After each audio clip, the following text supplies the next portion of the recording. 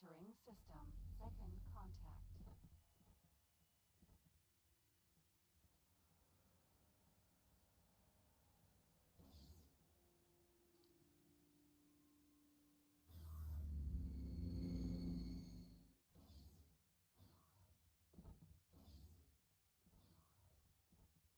It's an honor to see you here.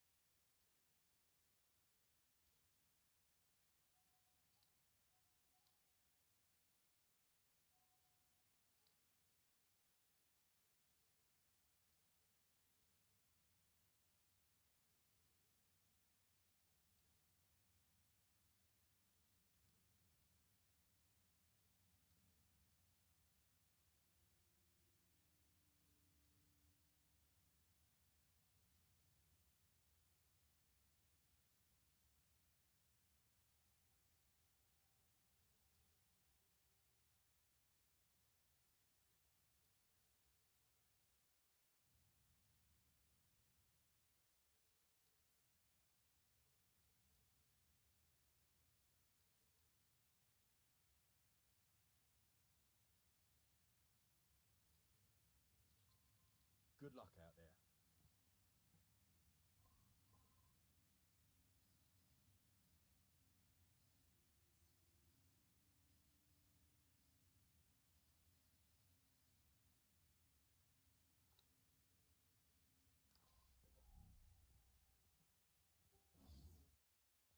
Entering system. Silent witness.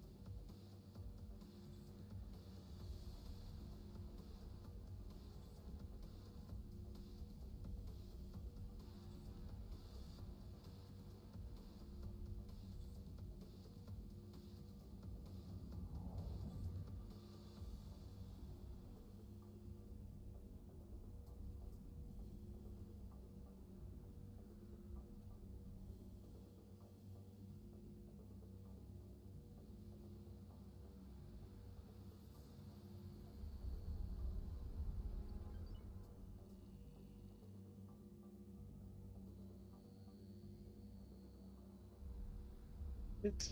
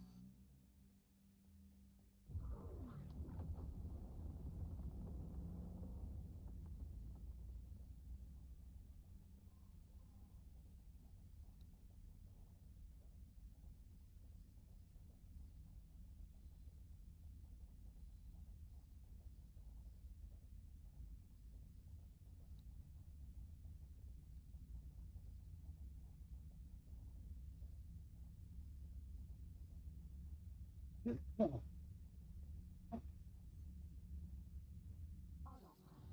disengaged.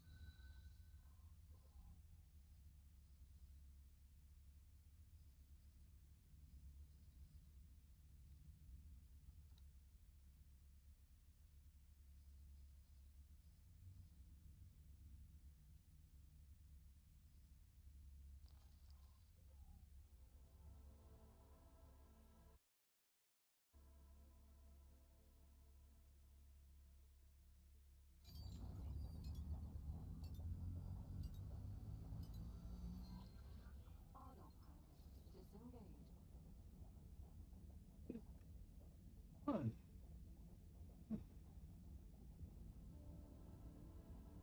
Autopilot engaged.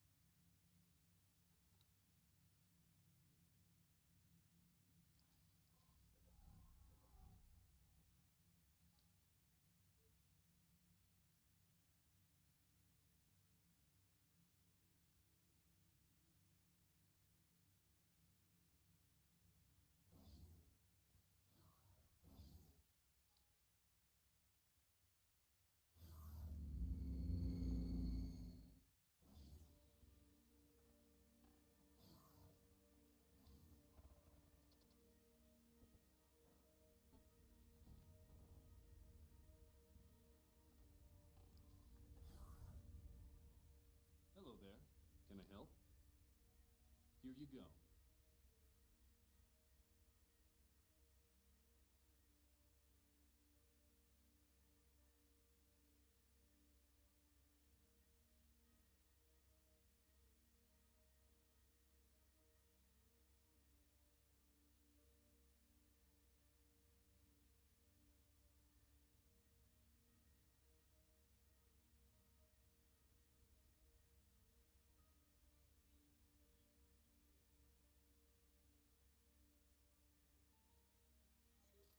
Good luck out there.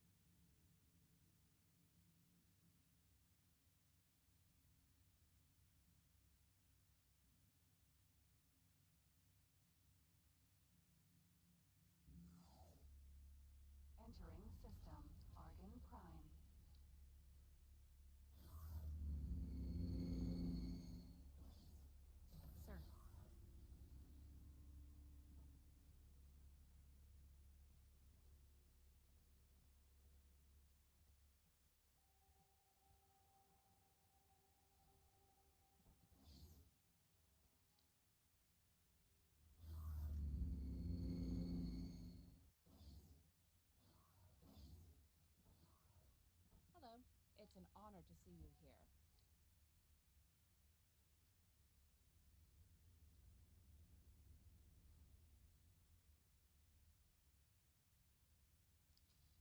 Good luck out there.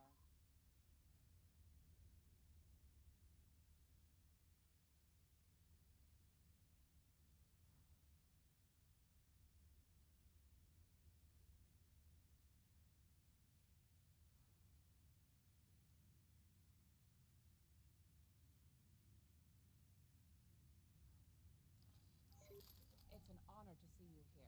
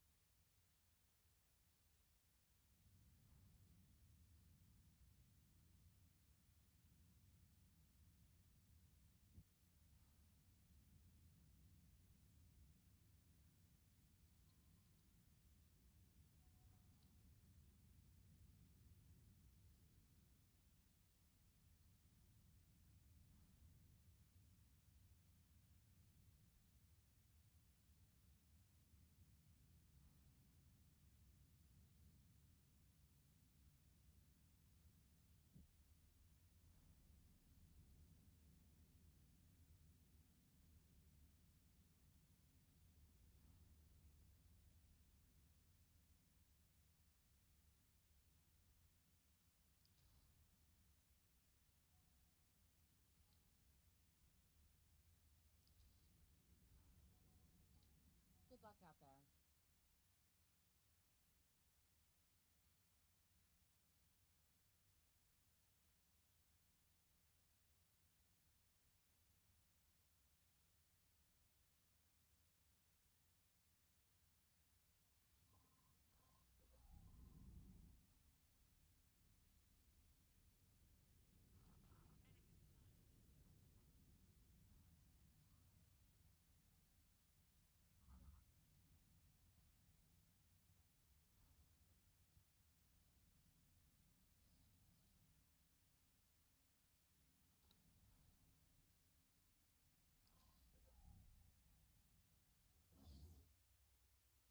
Entering system. Silent witness.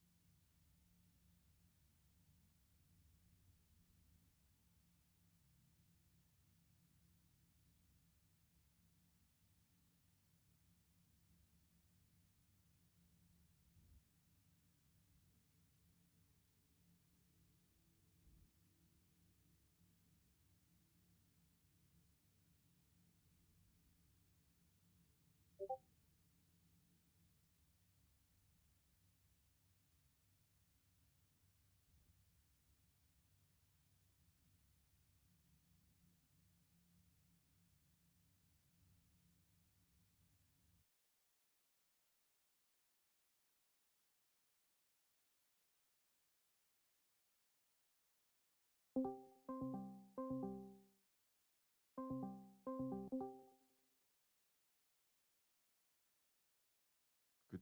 Morgen. No, you were. You said you were down bad the other day. Yeah. So that's actually a picture of you. You probably don't remember recording it, but probably because you're old. So Awesome ones. Mhm. Yeah. Is there stones inside? It's like you should probably cast rocks. Do you have stones inside? Yeah. Yeah. You're in a house of glass, but you should throw glass. Or throw glass if they after it's broken. Yeah. Probably should chew glass. It's something like that. Anyway. Anyways, no, there Those was. in glass houses shouldn't chew glass. Honestly, it's what you should do. So That's it's kind of too much to go into right now. I mean, it's just. I mean, it was enough that I was stressed so hardcore that you know, I deal with stress really well, right? Usually, you know, if you know me, like as long as you know me, I deal with stress well. I'm able to compartmentalize it and address it. Whatever. This was different. So many things hit me in like the span of like 3 days that I was just overwhelmed. I don't know what I had, some sort of mental thing. I don't want to call it a breakdown or anything like that. It was just overload, like a mental overload. There you go. And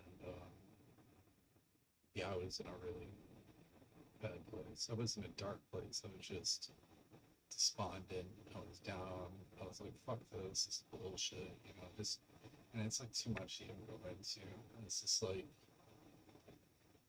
a lot of it had to do with like stuff that I found out about. Well, I guess I can go into it. You got time or not? I mean, I'm working, but now I've got time. I'm just going through these points here. But someone might call me sooner or later. Sure. Okay, so I'll try to keep it as short and to the point as I can. So basically,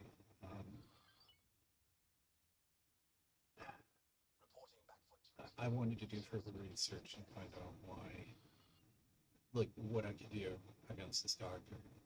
This is just one aspect of it, right? Mm-hmm. What I could do against this doctor. So, you know, I'm balancing ideas and I'm doing the dust prompting test, all the different AIs, level 3, you know, it seems. And all of them were in agreement, which was like, oh shit, you know, they were tweaking and fine tuning shit, but they were giving me facts. They're like, no, that's true. And yes, they caught me out on this. That doesn't make sense, and I should have accounted for that. Ironically, Claude, there's something, remind me if I don't mention this later because it's a story, but Claude did something that really tripped me the fuck out, right? Stop. Sorry. Cat's freaking out. I'm trying to wake my mom up. What? Oh, Okay. sorry. I was doing some hammer time. No, no, so anyways, I started looking into this and I found out in the United States, malpractice is incredibly insane. Now, I already knew this, like, because my father, like I shared with you, you know, he was bleeding out. They put him in an ICU and said, well, fuck it, we don't know. And then it was absolutely their fault. They did a routine surgery. They nicked him. They sued him or sewed him back up and then put him in an ICU. And we're like, well, we'll see what happens, knowing he would die. And even that wasn't enough to for a malpractice attorney to take on, because in the United States, the doctors cost so much. You would have to, your attorney, you would have to get your Hammer time. You would have to get an attorney. Your attorney would have to hire multiple specialists, doctors, and it's expensive. Yeah, doctors and shit. You're looking yeah, at about yeah. 50, at least 50. The average for a minor malpractice claim is $30,000 to $50,000 in litigation, and that's starting, right? So, And then the question is, how much do you win off the doctor? So Yeah. is it worth what it? would, Like, what would be, yeah, if you win, but that's probably gonna why. Yeah, they put you that's in probably why. litigation. Yeah, what they do is they put you in litigation hell. So in the United States, they're allowed to, they'll just appeal it, appeal Yeah, it, appeal 'cause- it, and keep putting delays. What they do is they put, I'm not, sorry, I'm not trying to interrupt you. I'm just trying to complete it out so you get the whole idea here. What they do in the United States is they know that they can't win, right? But they can't lose either. So what they do is they just get continuation, and it's then who has the deeper pockets to afford keep, because what if you pay a doctor and his time slot for that day, and then there's a continuation. Well, now you have to rebook him, and now you have that cost all over again. And that's for any specialist, not to mention the hearings themselves, everything. So it's basically impossible to win, but it is, you can do it, but it's crazy. And to put this into context, there is a chance that I can get a malpractice lawsuit against her if I go into seizures as a result of all this. So it's a fun fact that I just learned. And that's only if, here's the even better part, that's only if I can prove. So this is what had me down, and okay, I've explained it a little too.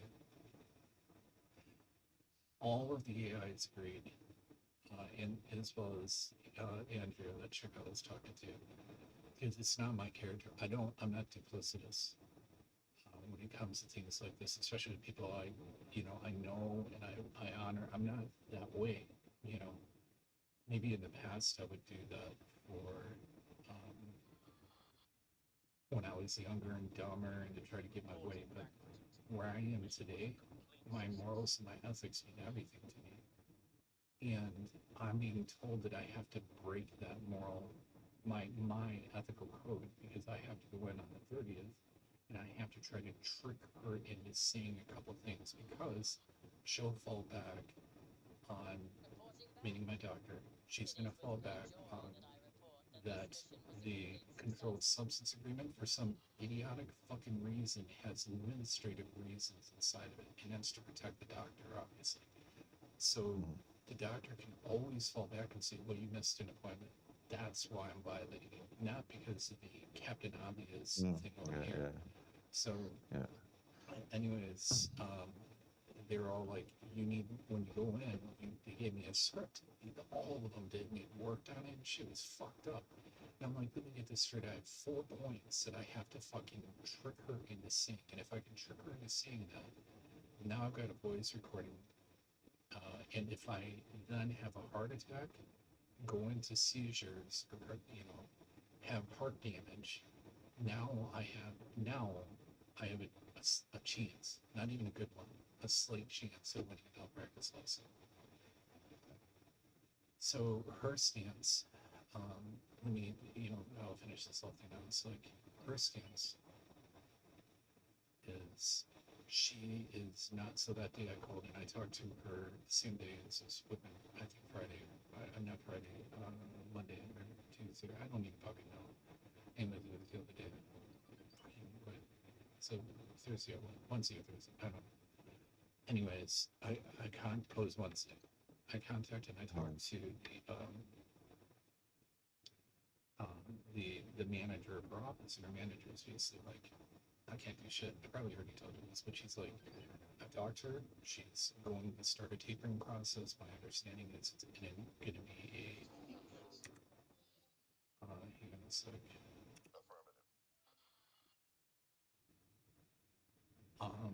My understanding is that I'm going to be put on an aggressive taper. Now, here's some interesting things that I learned, because I've been on, there's only one drug I'm really worried about. I don't give a fuck about the rest, right? But the one is Valiant. Because I've been on it for literally decades, 20 to 30 years, I've been on this. I am what is called a legacy, legacy, what is it? Fucking legacy, it's not patient, legacy patient, or prescriber, or whatever. Meaning, I'm in an entirely different category. It means that my CNS, my central nervous system, has become dependent on the Valiant, right? Right.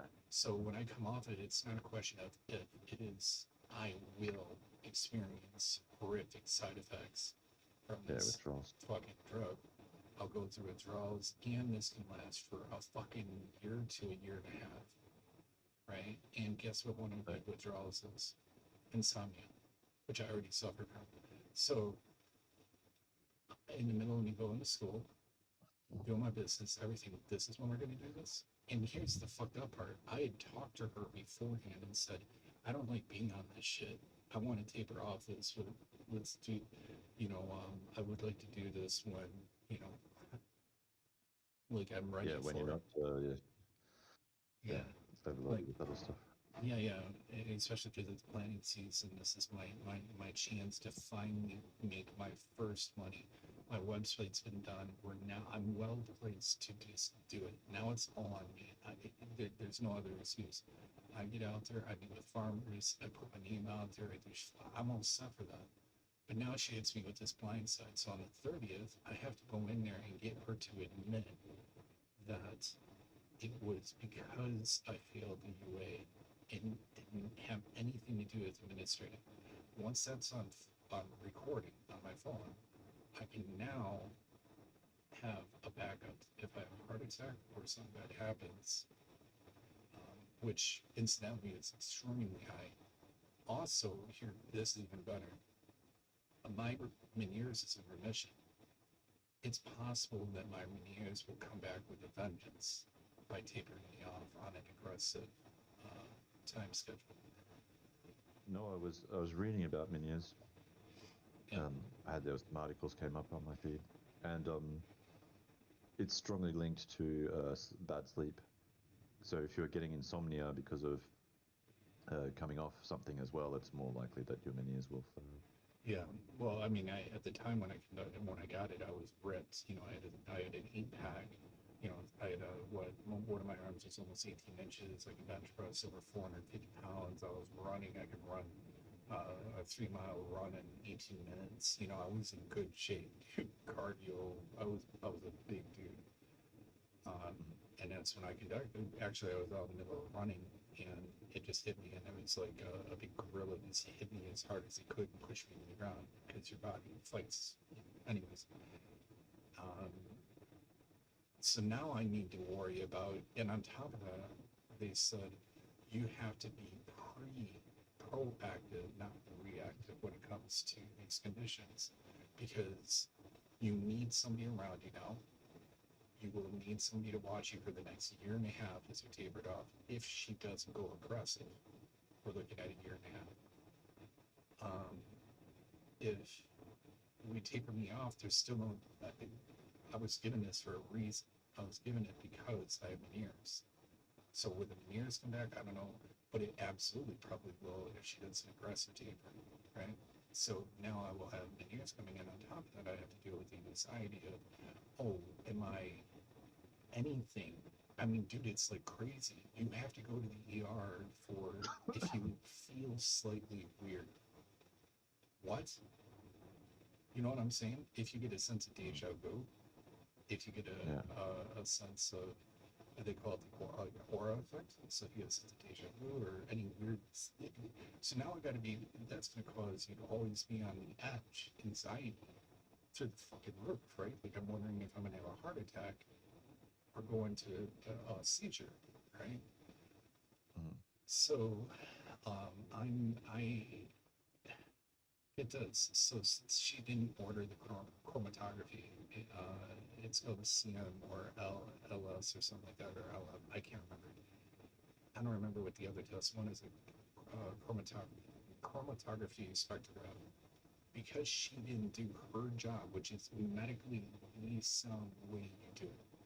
If it even states in bigger font than a positive, in big fucking bold letters, that this is a presumed positive. If you believe this to be true, you must request within 3 days for us to do additional testing, or the sample will be destroyed.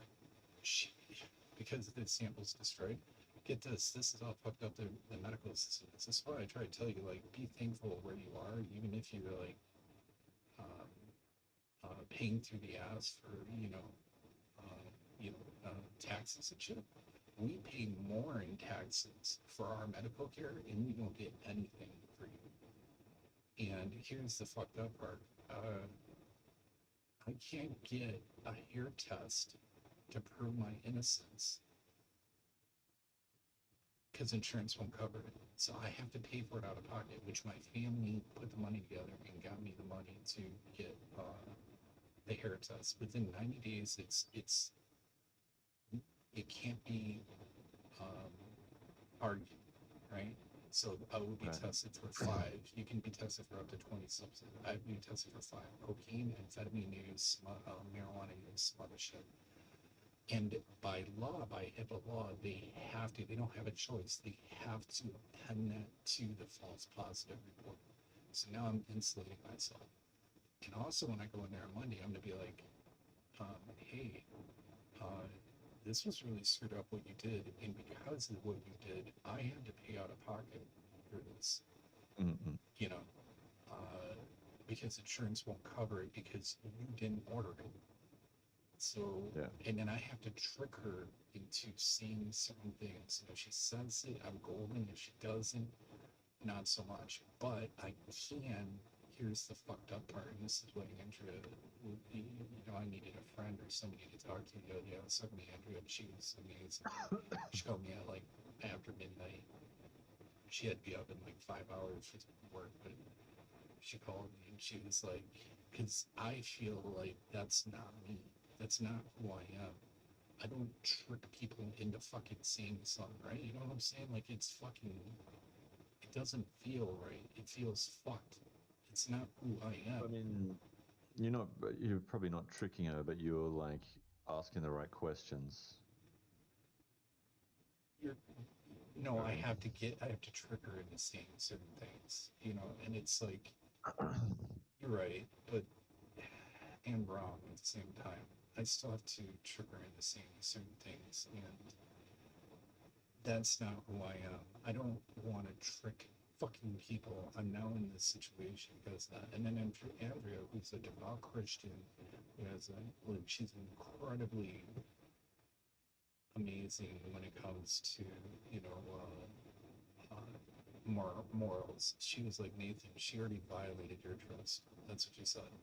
She's like, this isn't about you getting retribution. You don't have to use whatever you get from her, but this will be your one chance to get that.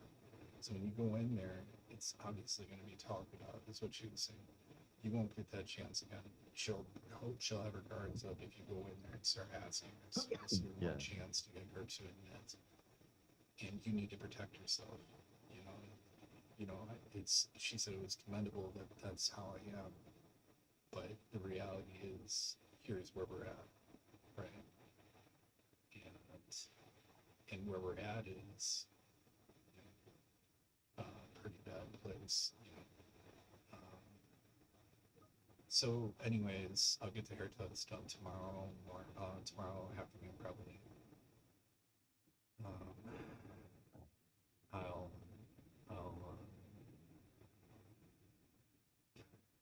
record the fucking thing. It even said the AI was like, make sure you got your phone and whatever, not in vibrate, or so it doesn't vibrate, because it can make the sound of the microphone go a little wonky. So I put my phone in airplane mode, turn the thing on, verify it's working when I'm in the parking lot. It said don't do it anywhere in the room, walk in there. All three of them agreed on the same thing. And here's where Claude got weird.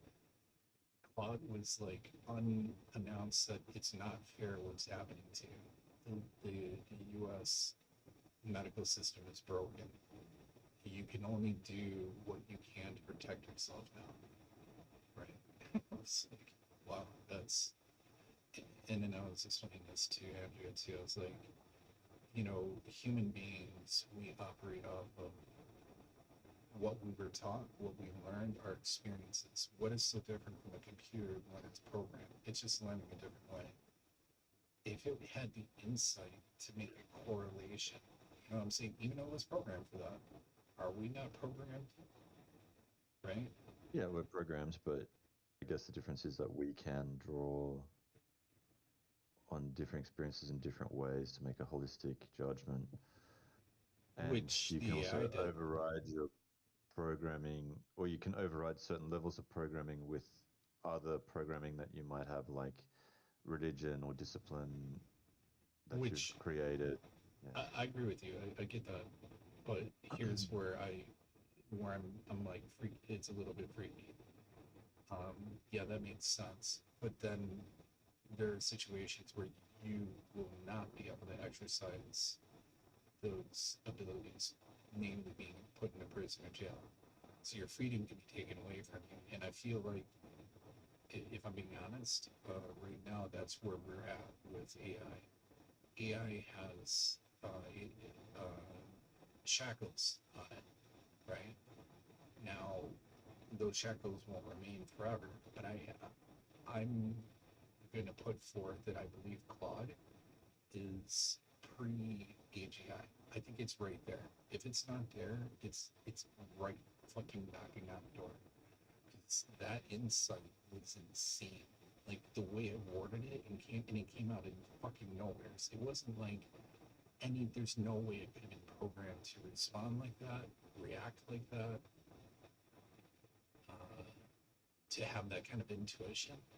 So it tripped me out. Anyways, so I was really, really depressed because then, so during my thing, it brought up, oh, by the way, you might have problems with your licensing for what I've been going to school for because of my felonies. And, but it was actually the AI going, I picked myself up out of accident. I was like, you're gonna be fucking shitting me. This is coming back again to haunt me. And the AI was like, no, I'm not. All of them are in agreement on this again. We're not trying to like bring you down. We're just, from a factual standpoint, it was saying you need to just simply, the state you live in is a unique state. Iowa, even though it's right wing, which wouldn't do this normally, it would usually be a liberal state. This state requires that after 5 years, they have to forgive you, unless it's pertinent to protecting the public and blah, blah, blah. But they have to give you a chance for your licensing. And so, and on top of that, you can get prior authorization. So I can go to the board and say, here are my crimes. Do you have a problem with them? And I'm willing to answer any questions you have. And they give you the prior authorization, and that's it. You know, you complete your schooling, and you're shooting.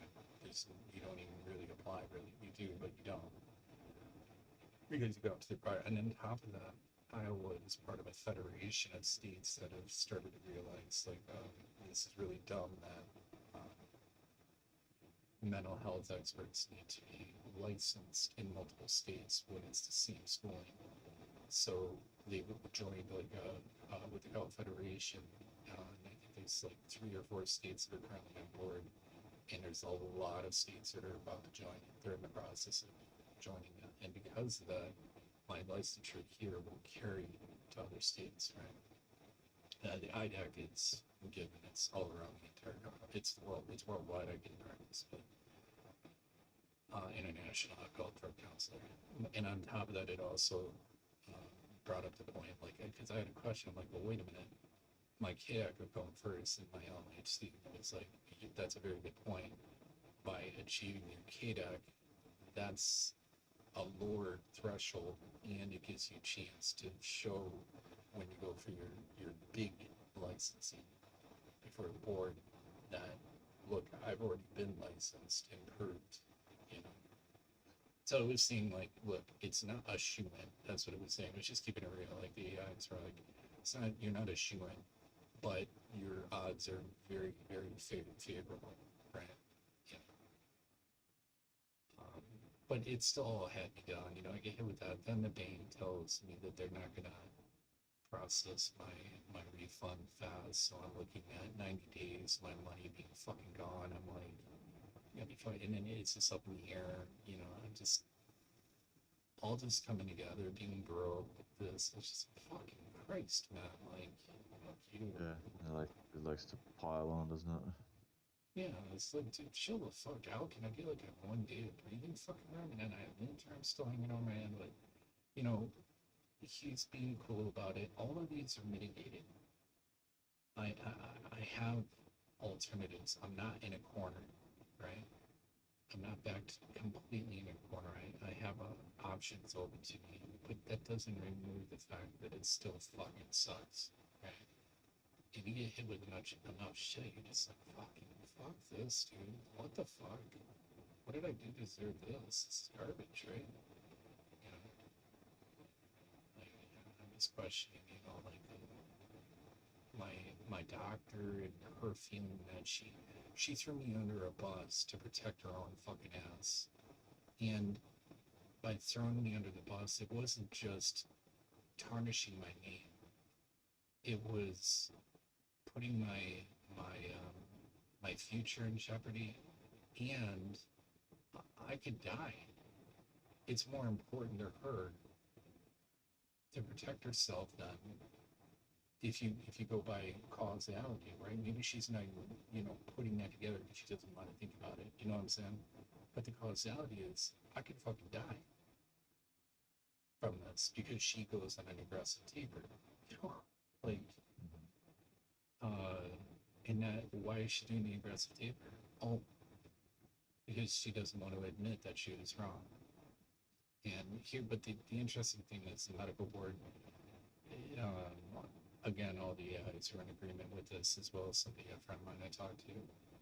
They said, yeah, she'll get in big trouble for that. Like, you can't sue her for malpractices. It's meant to protect the general public. Like, it has to be insanely bad for you to get them on that. That being said, the board doesn't operate like that, and they actually hold the Hippocratic Oath to a high standard. So it will go on her permanent record if I push it. It doesn't cost me a damn thing to go on her permanent record, and the ramifications are they go from at the extreme of her losing her license to a minimum suspension and on her record. You know. So if I want, I could be a real dick. I don't know if you want to call me a dick, but you know, if this is what I'm gonna do. Monday I've already made my mind up. I'm going in there, I'm gonna make the phone recording. I'm gonna go in and I'm gonna show her the receipt of my hair sample. So you know what? Would somebody, you know, let's think about this. For one, I'm gonna talk. We already know what's going on here. I know, you know. So let's just cut through the BS, and that's how I'm gonna talk to her too. I'm gonna be like, let's just cut through the BS. This has nothing to do with administration.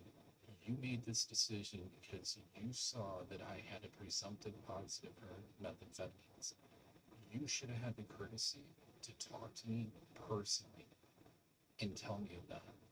And then we would have worked through this. You would have found out this A, B, and C. And then you could have did D, E, and F to verify.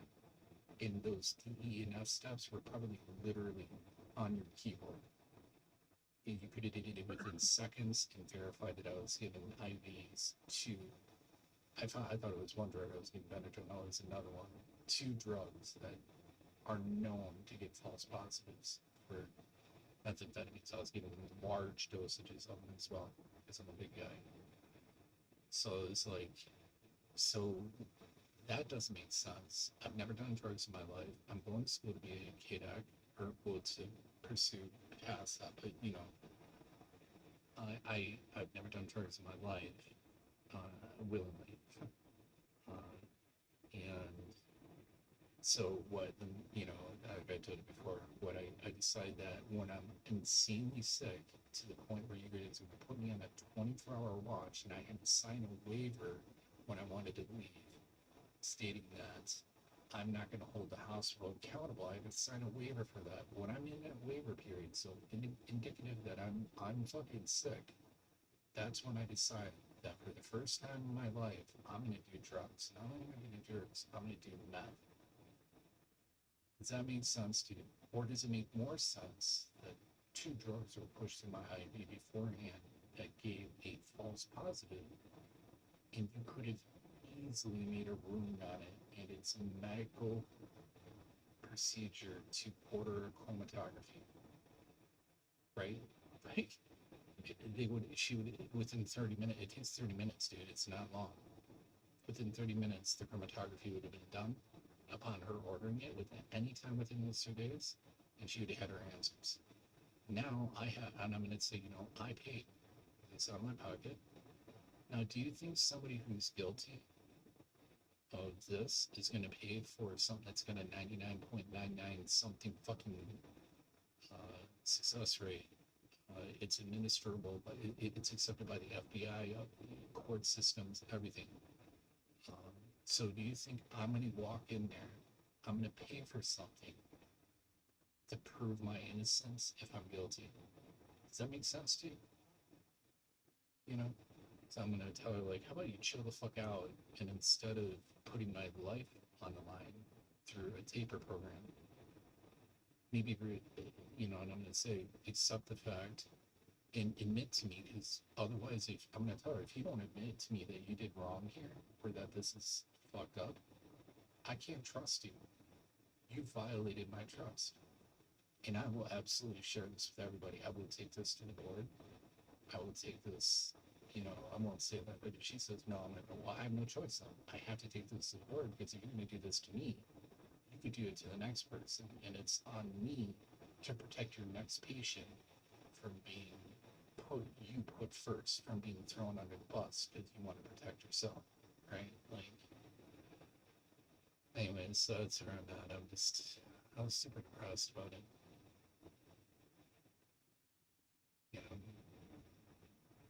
Yeah. Which isn't like me. It takes a lot to depress me. Like, I'll get depressed, but I'll be like, okay, well, whatever, fucking, it is what it is. Accept it and move on. But this isn't like I can just accept it and move on. This is my life. It's my livelihood. It's my health. It's fuck you.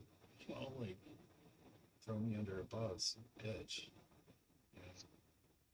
Even the doctor, so I didn't tell you, but I talked to an ER doctor also later. So I kind of went into like freak out mode, because I talked to the manager at the clinic she works on. She's like, I can't do anything. Look, I don't have a medical license. I don't know about all this stuff. I just know what she's telling me, and I know what I can read in the reports.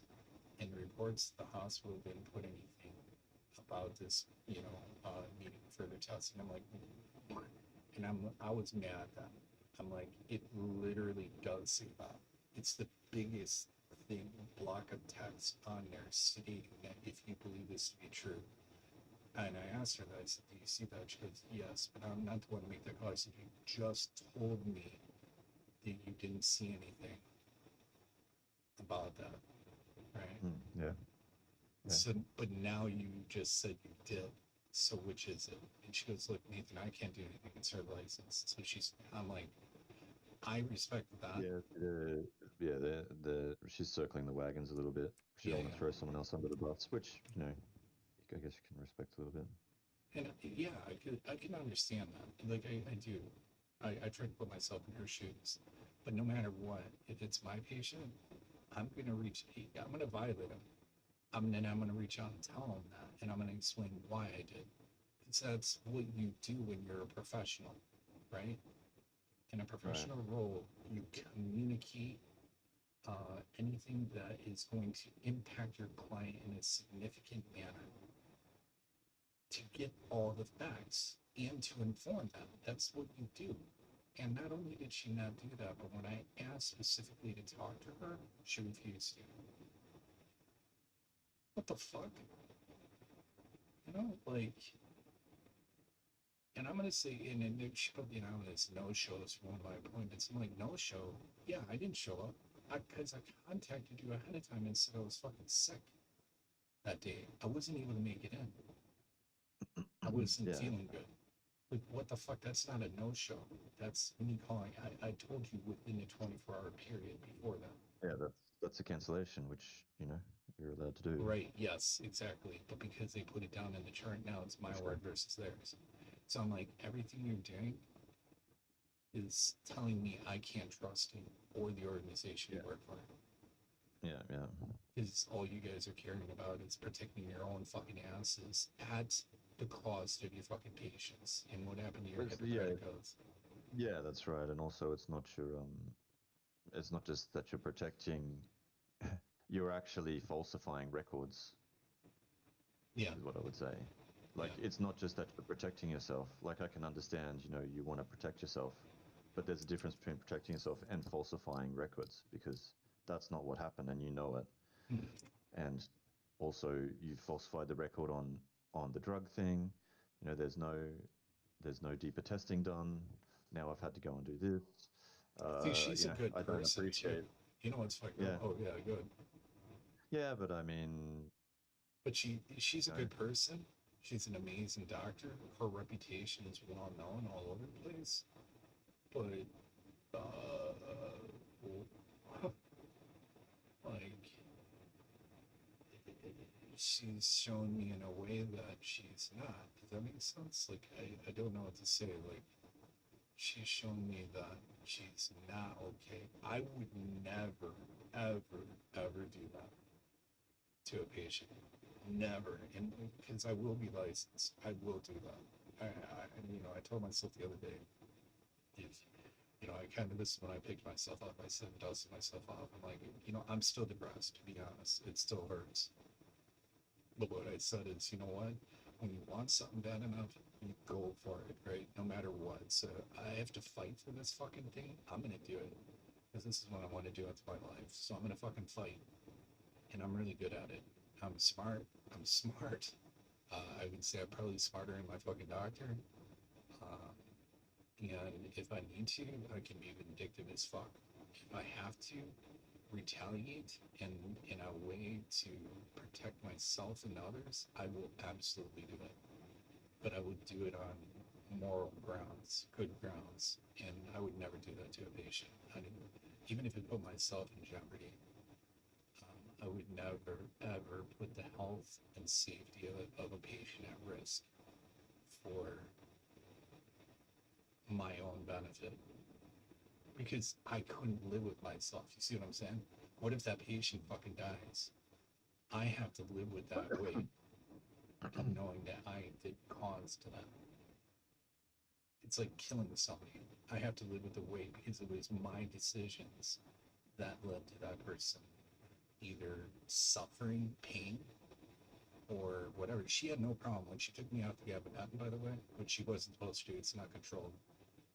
When she took me off the gabapentin, that I have for almost 2 months been suffering from severe insomnia and pain. She knew that. It's a common thing. You know that. That's the whole thing with gabapentin. So she took me off that knowing what it would do to me. You know what I'm saying? Fuck you.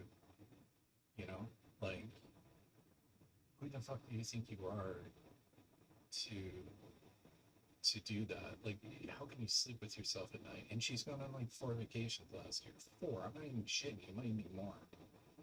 Because she makes so much money. And I'm just like, you're a good person, amazing doctor. But if you're an amazing doctor and that is how our like goal map post is, even as an amazing doctor, you still throw people under the bus for your own benefit, then what's the United States? What are we? We're fucked. That's what we are. Like, our own doctors don't fucking give a shit about our own care. Like, well, not all doctors. There's doctors I've met that do care, but their hands are tied. I had one guy one time tell me over the Valium thing. When I was in Chicago, I had such a hard time getting prescribed this, and he said, Nathan, I'm going to tell you right now, is as a doctor, I'm going to tell you that you need this medication. Do not go off of it. I'm also going to tell you I can't prescribe it because people on the board told us, all doctors here, that we cannot administer controlled substances. And he said, and none of those people, here's a fun fact, he said none of those people has a medical degree. They're all business majors. So no matter what, he goes, I can argue this if I get, and he said, this is so crazy, Nathan. That's what he told me. So he's so crazy. This dude had a fucking beard, like a Persian beard that fucking put fucking, you know, dudes in, you know, the Middle East to fucking shame. Like, he was cool as shit, though. He was only supposed to give me 15 minutes. He's not allowed to sit. They have to roll this thing around, and he's like, you know, technically, I'm only supposed to be with you for 15 minutes, but not 15. I have to only give you the chance to address one problem, give you 10 minutes, and then I have to have 5 minutes to order everything up, and I have to get to the next patient. They've mandated it. You have to see and complete 4 people per hour, and I have to see, it was like some insane amount. He's like, I have to skip lunches frequently. He's like, if I bring up a problem, if the front desk woman who's in charge of doing nothing except answering the phones and doing the copy paper, if she raises a complaint against me because I get upset that I wanted something printed out and she hasn't done it yet, she can get me fired. And I'm like, what? He's like, no, I'm not lying to you, because we just lost one of our doctors for that reason. One of the front desk girls complained about him because he asked about the copier paper. I'm like, what the fuck? So he's like, yeah, I'm going to tell you that they have no choice by law. If you go into the ER, they have to give you the medication, but they're only going to give you between 1 and 2 days. So you're just going to have to keep doing that, and keep doing that, and keep doing that. That's what he said. And I'm like, how does this make sense? Like, so the doctor's admitting and saying, you can't go off this because you'll be fucked. So you have to go into the emergency room, which is insanely expensive, and get them to give you a 1 to 3 day supply, and then wash, rinse, repeat 10 to 30 times per month for the rest of my life. It, you know, according to their standards. And that's where we're at. That's the United States is.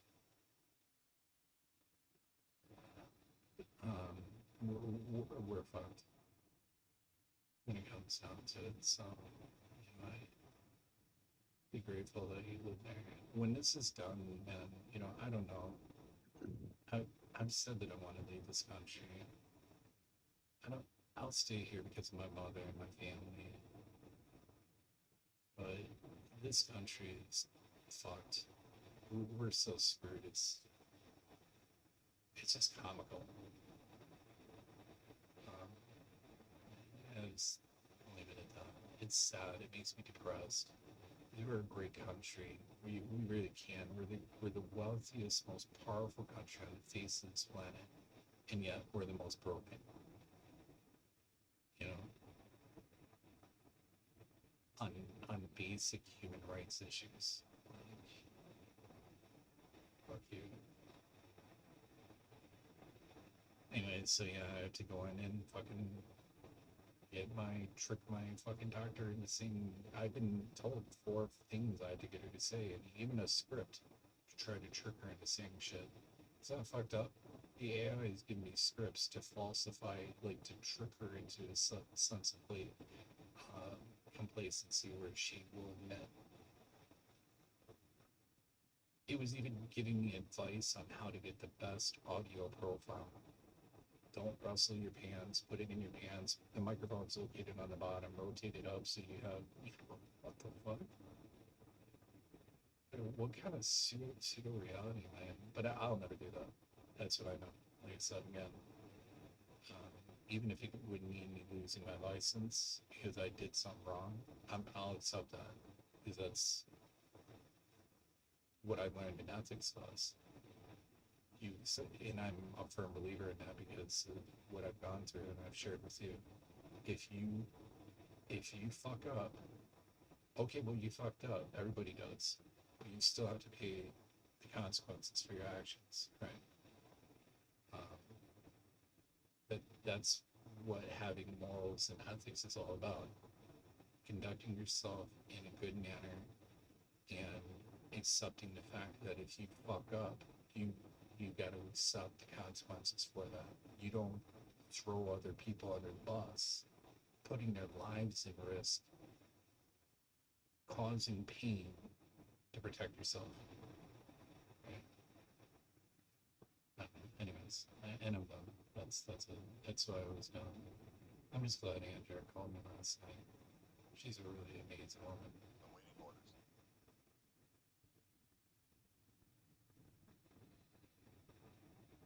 I'm just glad that happened. Anyways, enough about me. So wait, I'm sorry. You know, I don't mean to be all about it, but I mean, that sucks, but I don't know what the answer is. I think you know, you're up against. I think that's part of the frustration is you're up against such a big machine, and you know that you're like fighting, you're pushing shit uphill just from the outset, and it's frustrating because you've been wronged, and that's not fair, and yeah. and you're trying to make it right. Your brain's trying to make it right, but maybe there's just no making it right. I mean, at the moment, it's not fair, but there's no real repercussion other than potential repercussions. I mean, there's definitely potential repercussions with your health that are not good, but you could maybe manage that by changing doctor. Yeah, for but no, example. yeah, but here's, yeah, that's, yeah, you're right. Here's the reality of that. The reality is that my medical file will follow me, and no doctor is going to prescribe you a controlled substance agreement when it's on your record. It's permanently on your record. Right. So I don't even know what to fucking say.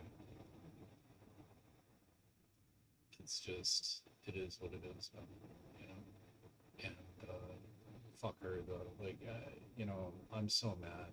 I don't know how I'm gonna handle myself. I know I'm really good professionally. Awaiting orders. I'm talking to you this way right now. My feelings are in the mix, and they will be in the mix when I go to see her. That being said, I'm really good at handling myself in a business-like manner, and I think I have to handle this like that. I have to get my mindset set on this is a business. I need to put my business mask on, my hat, so to speak.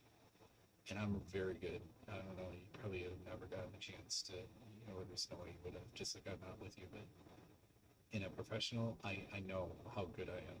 I'm really good. And so I know I can manipulate her into doing this if I need to. And it sickens me that I need to do that.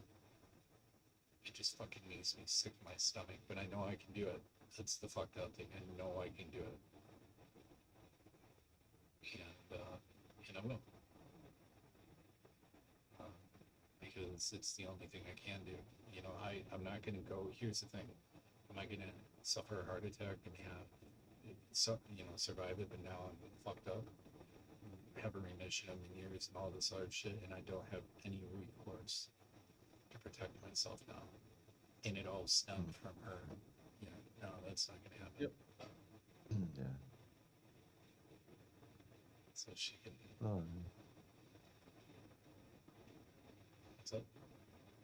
I mean, yeah. You know, I remember it's a different situation, but many years ago, I was in a car accident, and the truck driver was just an absolute cunt. There's no other word for it. That literally bulldozed my car on purpose. You know, we were standing still at some traffic lights, and he got pissed off, and he just like bulldozed my car out of the way, and then drove off. And when I reported it to the police, they basically said they weren't going to do anything about it. And I was like, yeah, but he like deliberately, you know, one, put me at risk, and two, like caused property damage. It wasn't an accident, like it was deliberate. And I called him up and recorded the conversation, right? And I got him to basically admit to it on the call. And then he kind of clicked and realized that he was being recorded, or he might have been being recorded. And so he changed his stories midstream. But I did get him to admit to it. I gave it to the police, and they were like, yeah, but we're still not going to do anything because insurance companies will just figure it out. And, you know, it sucked because, well, one, my car was put in like repair shop for, I don't know, months, and I had no transport, and I needed it. So I had no transport. I had to just use public transport and shit, and like big inconvenience to my life. And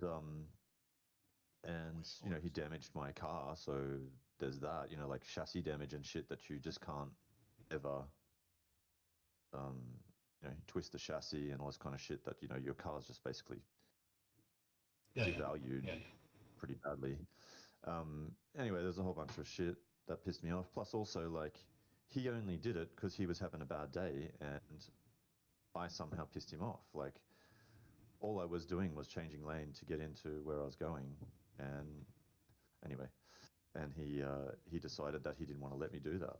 And then when the traffic stopped, there was a space, and I put like the front of the car in front of him so I could change lane because I had to get onto an off ramp.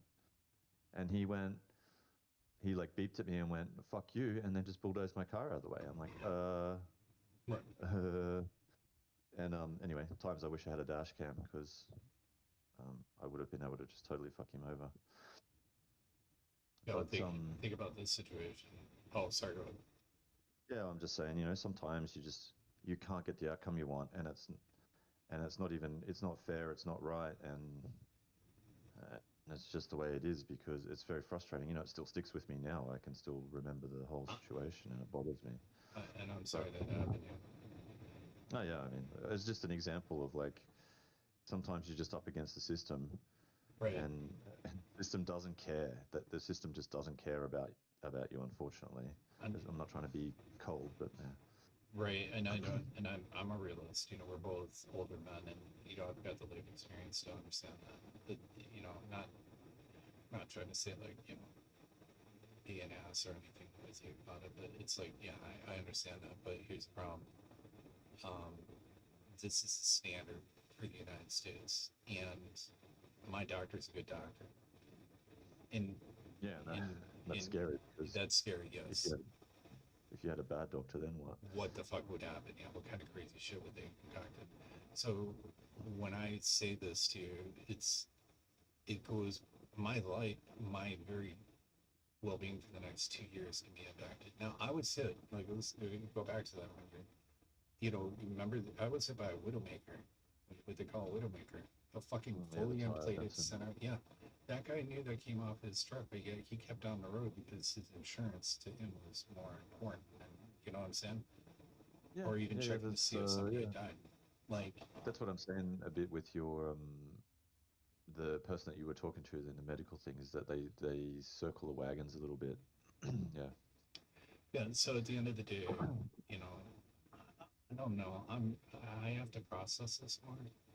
My feelings are still, so I've just become a lot more aware of my feelings and processing information, and I'm so thankful. Like, because I know exactly where it came from, but you know, from schooling and from dealing with Chrissy and shit, and then, you know, previous life, and then putting that into perspective, learning this, and then looking at my past life and putting that into perspective. You know, I guess through trauma and resilience, the most fucked up class I've ever taken in my life. But I'm glad I took that class because I'm able to look at myself and go, I'm compromised right now. I'm not okay. I can't make 100% logical decisions right now. And I was talking to my therapist about it, and she's got her as a doctor, isn't that fucked up? She has her as a doctor, and she was like advising me to take action against her. She likes her, but she was like being professional, and that to me solidified more, you know, because, you know, she's younger than me. She's like 38 or something like that, or not even. But she is an amazing therapist, and she values ethics above anything else. She brings it up all the time, and I respect the fuck out of her for that. And she has Jeannie as her own person. She was like, "You got to protect yourself, Nathan." Like, you know, so she's like, "I'm gonna make myself." She called me at midnight one night. I don't know if I shared that with you. You know, she kept her kids awake. She called me because she was concerned about me, right? And she said, "You know, Nathan, I see you. You on whatever date. And she's like, if you need anybody, if I'll bump somebody for you. If you need somebody, if somebody's not in a critical or bad situation, I'll just bump them and I'll make room on my calendar, or I'll just make time myself. So just let me know. And she realizes how fucked the situation is, right?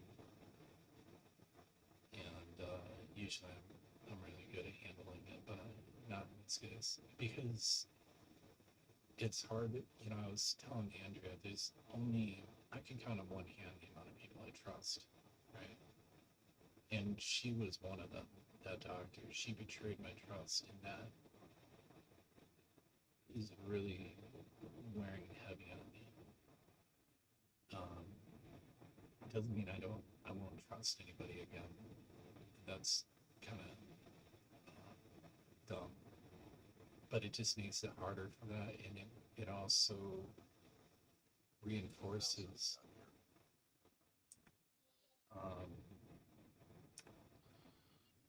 I don't know. You get what I'm saying? Like, I don't know.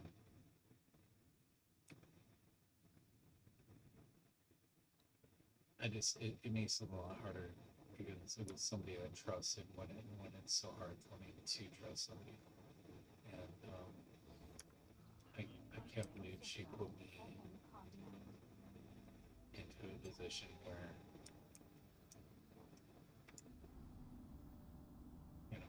now I have to make this fucked up. I have to be somebody I'm not to protect myself. I despise her for that. I think that's more than anything. I despise her for putting me into this position. Yeah, I can understand that.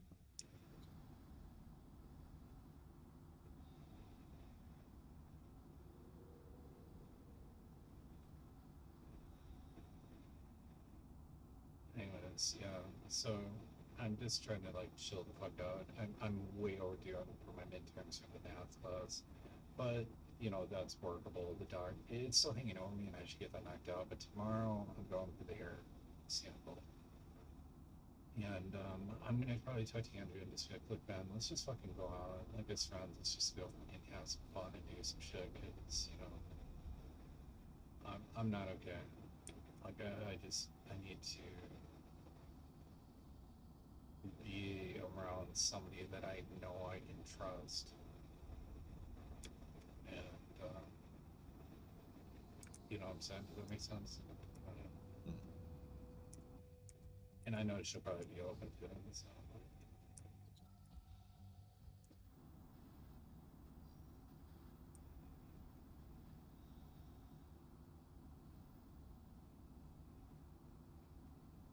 I had already kind of told her that. I'd be like, look, I just need to make time. Let's just go have some fun. While watching a movie, I could look at the stars and say, there's going to be no romance involved. I'm not capable of that. I just need a break.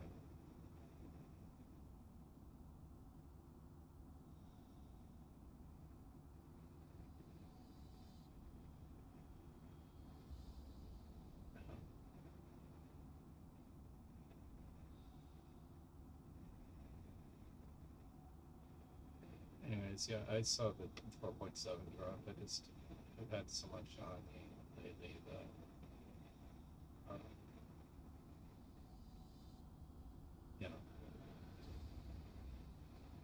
on my list of priorities for the other team. Put it that way.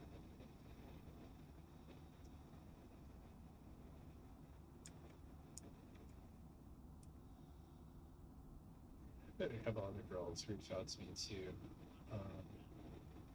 who seem to be very, very wholesome, and they want to get to know me, and I was just like, maybe I'll go for it, who knows.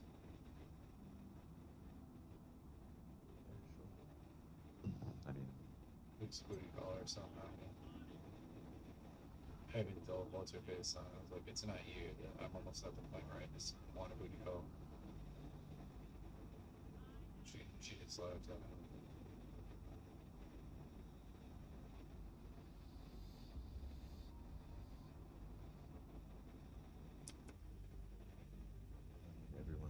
the right to booty.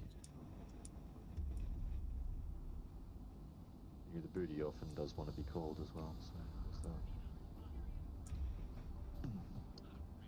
And by booty, I mean like piracy. Yeah, yeah.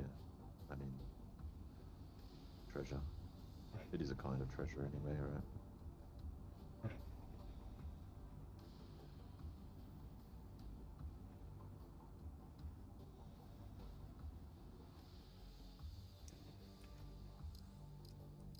It's a kind of treasure.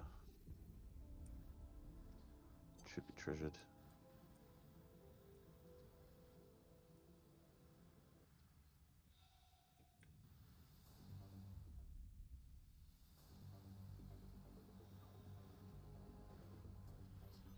Yeah, I'm supposed to be working today, but I'm waiting actually on people to give me the stuff I can do work with, so I can't.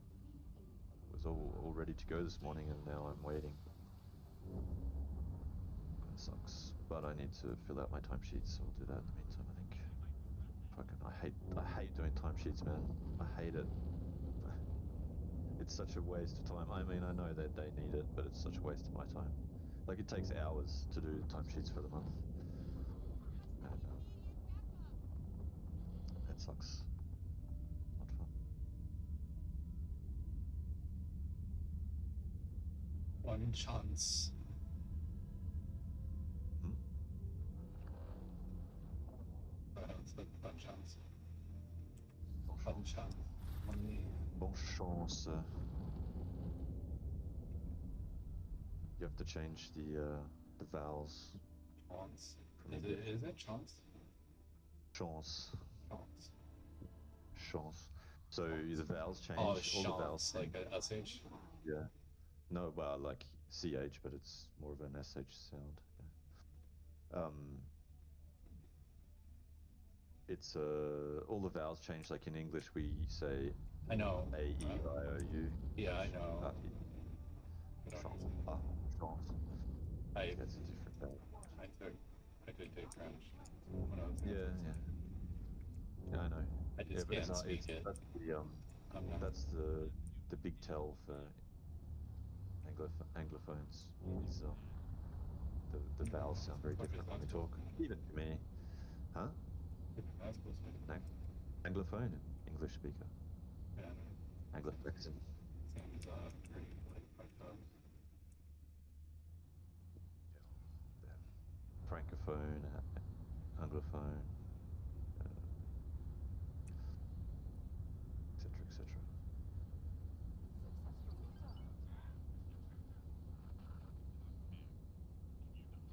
It's an honor to have you aboard.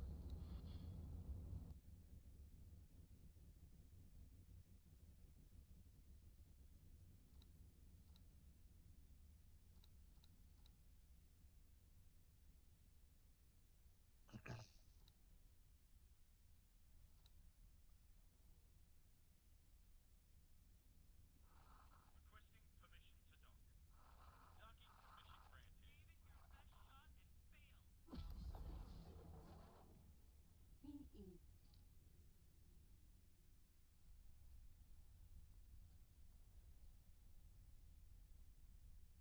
Right, who sent me messages here? On suck.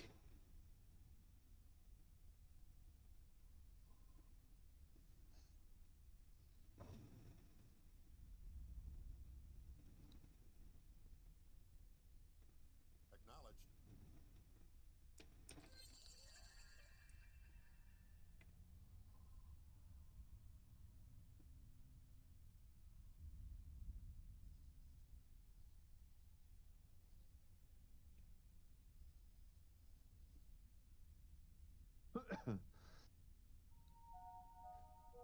Security would like to remind all visitors to keep their belongings with them at all times.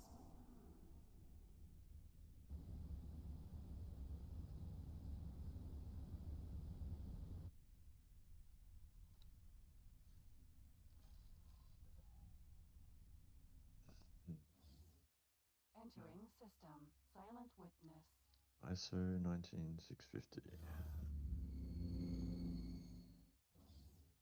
And I have a lot to be grateful for in my life. You know, I've lived to 50, a lot of people don't, right?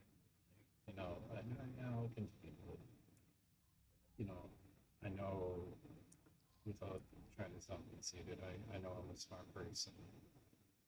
Um, and I've been blessed with life experiences that, you know, nobody else will have. And I've gotten to live through an amazing, arguably maybe one of the most amazing points in history. Me and you, our generation, has lived through one of the most technologically advanced times. You know, we saw the birth of the internet, right?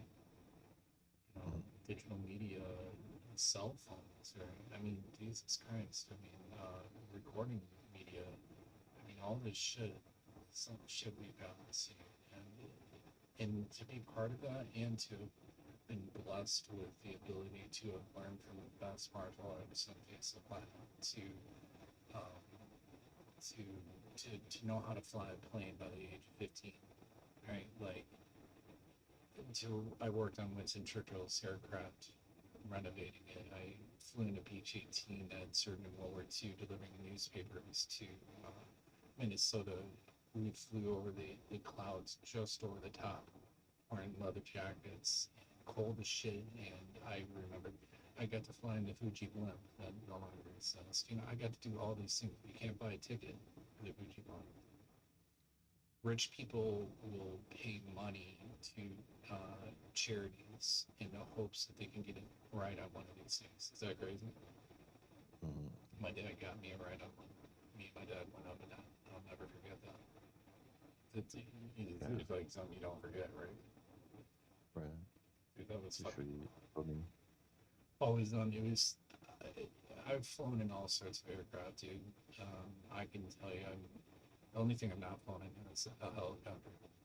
But I've flown in Learjet, I think, Gulfstream. I've fueled them, I've taxied them, I've broken them. I've broken the front gear on a fucking Gulfstream 4, which was probably millions of dollars to repair. But, you know, that's what they get for telling your kid to stand in a fucking tow rig and fucking park this plane in a hangar and not tell him about the, you know, the turning radius of the front wheel. But later on, they said any one of them would have made the same mistakes. Maybe they did do that because they do have but they covered for me though. But it was crazy. Imagine this: you've got people that are in their 30s that are your spotters, and you're a fucking, I don't know, is it 14, maybe 14 years old, and I'm parking a jet that's worth $20-some million, and my spotters. What could go wrong? Yeah. Well, I actually parked it perfectly. Like, it was hard. Technically, it would have been really hard to get that jet in there without cranking it. But I didn't crank it. I knew the wheel had a tolerance. I just didn't know it was that restricted. And so I sheared the linkages in the front, but I didn't break the plane. It's like the front gear was broken, so it probably wasn't that much. But, you know, there was the hangar was an exercise hangar for a Gulfstream 4 with the winglets. The guys on the sides were like, they told me I had less than 1 meter of clearance. So if you can imagine, this jet is the size of, like, you take a jumbo jet, shrink it by 3/4 its size, and now you've got a Gulfstream 4. So Right. I'm parking this thing, and I had to have the nose had to clear the front door because of the clamshell design of the doors. It had, and the way it comes down, the system. In long story short, it's weird. It can kind of flex in, even though it's bent outwards. It can flex in as it's coming down and then shut. So I had to bring in the nose in. I had maybe 2 meters clearance from the tail and the nose combined, and 1 meter clearance on either winglet.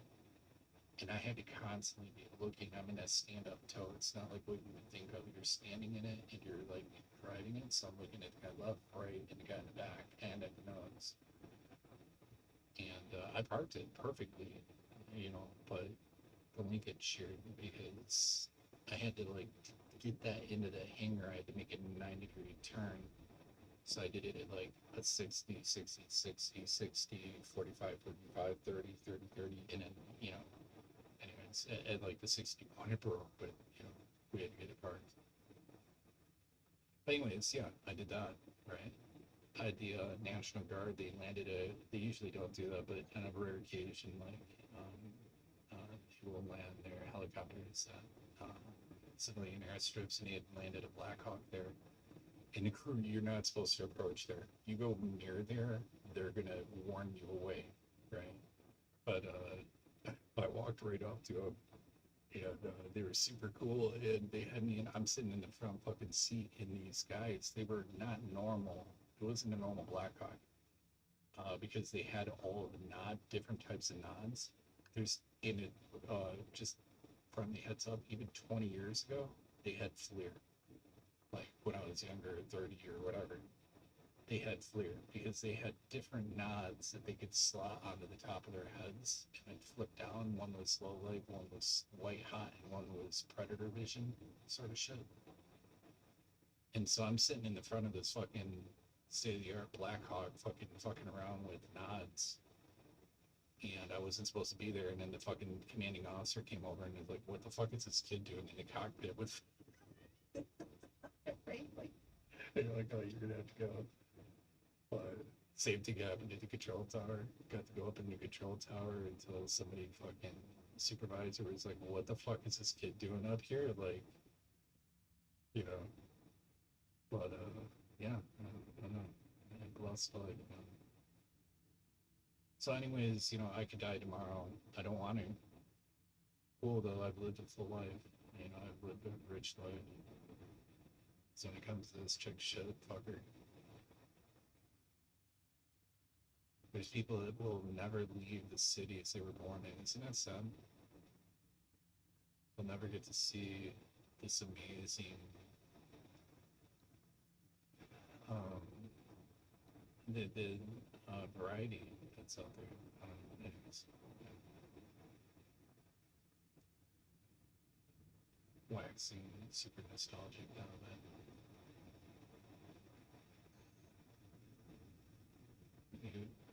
How are you doing? Yeah, I'm okay. Okay. Yeah. Is there a reason you said it twice? Or... Because I'm doubly okay. Okay. No, Racer did reach out to me actually a couple of days ago, but I had put her WhatsApp chat on like an archive because I was like always tempted to try and send her a message, and I was like, yeah, I did. No, I think it was okay. Okay. It's okay. We had a good talk, and she did say that it was trauma based. She said she had a reaction from something in her past, and she overreacted, and she said it wasn't cool. She was like, it wasn't cool how I talked to you and how I treated you, and blah blah blah. She gave her side, and she said that, you know, I need you to understand something. I had something in my past where I was in a really bad situation, and it just like surfaced all that for me. And you know, I said my part. I said, look, what happened, my behavior was not really acceptable, and from it, and won't happen again. And anyway, we had a good talk. We had an in-person talk last night for about an hour. Oh no, dude. Okay, keep going. Because I'm gonna tell you, as somebody who's been there, has done that, and as your friend, you need to stay away from this girl like she's a fucking plague. Because you're still here's the facts, right? Hang on, so my manager's calling me. Hang on, I gotta answer this. Sorry.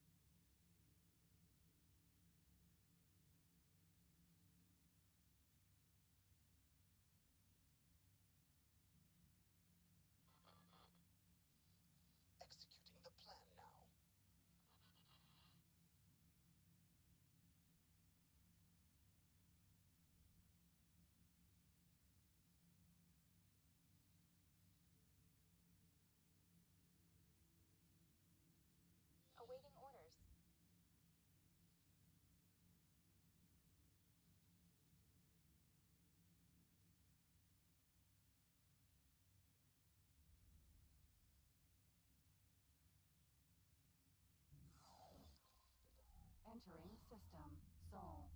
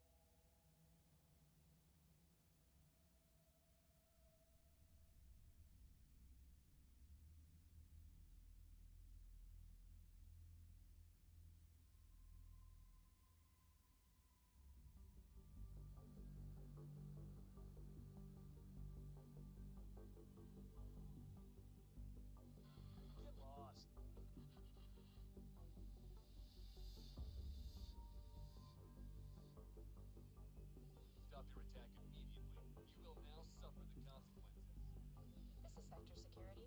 Comms channel open. Reporting a criminal offense. Affirmative. Criminal record has been updated. Need an asteroid. You don't stand a chance.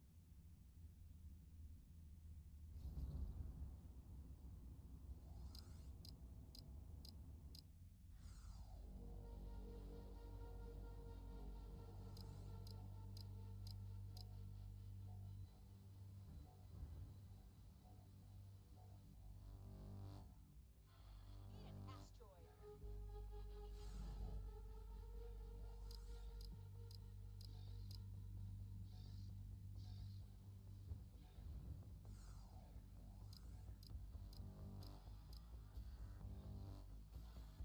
You're cooked. Very sorry, didn't mean to do that.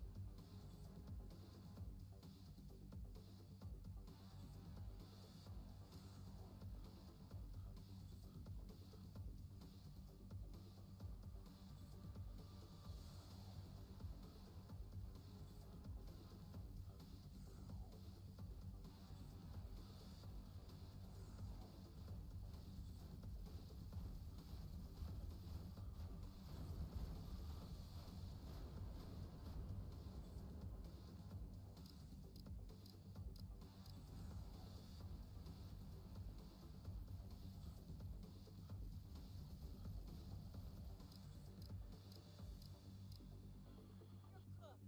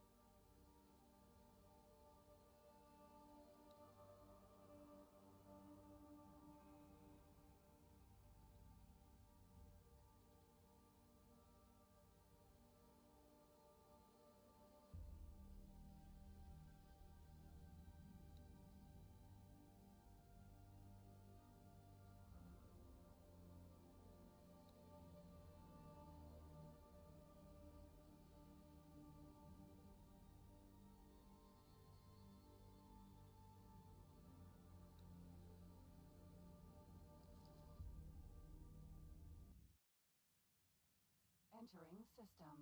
Silent witness.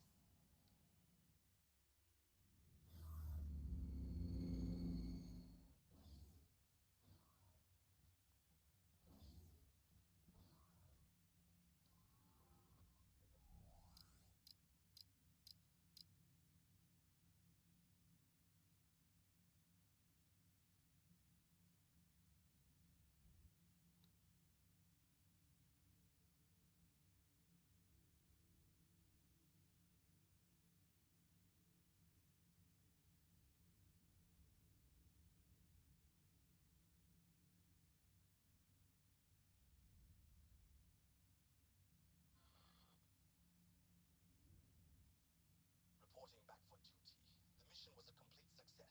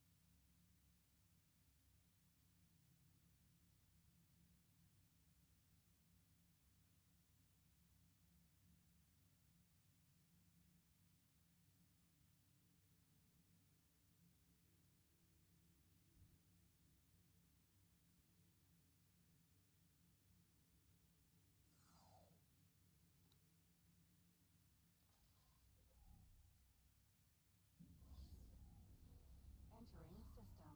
Second contact. Can I help?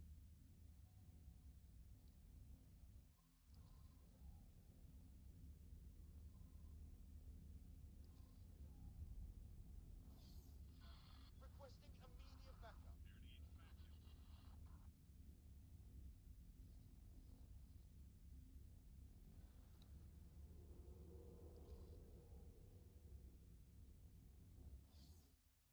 Entering system. Silent witness.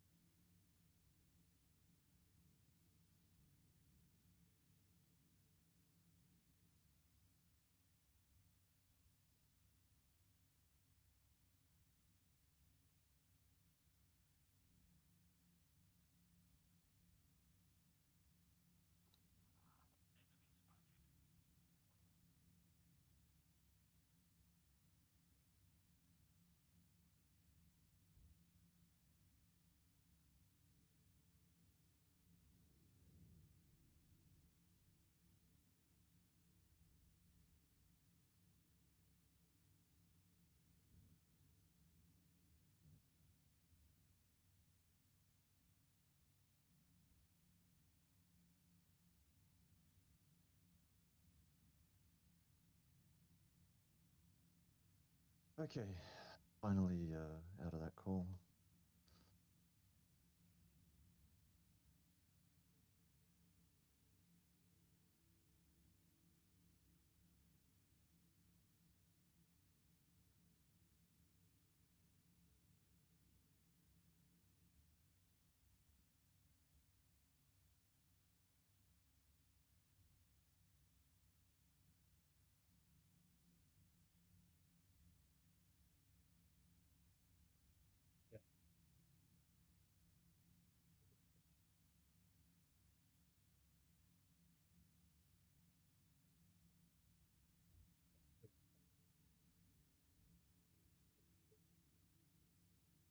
Yeah. Yeah, it's just a topic there, and he was trying to add someone else to the call who had to take some time, and it just fucking took longer than it should have. Anyway, about 4 different subjects came up, so just every single one of them creating work for me, so that's always fun. But you know, it's not like I'm super busy anyway, I guess. I was gonna tell you that, like, I'm picking this right on. Like, that's a demonstrated behavior, and that's the normal behavior for somebody um, who does that kind of thing. I'm speaking from experience with Chrissy. You Yeah, know, I mean, I'm not diving back in, right? I'm being very cautious, and you shouldn't. You should have nothing to do with that chick. Like, if all right, man. I mean, I'm just telling you. I mean, I've been there, done that. You ask anybody who, like, dude, you're absolutely gonna get burned. But I mean, hey, that's on you. I mean, I can just only tell you what's gonna happen, but you will get burned again. That is the quintessential truth of people who, oh my God, if you don't, hold on, stand up. I swear to God, I'm not gonna get you. That's exactly what they do.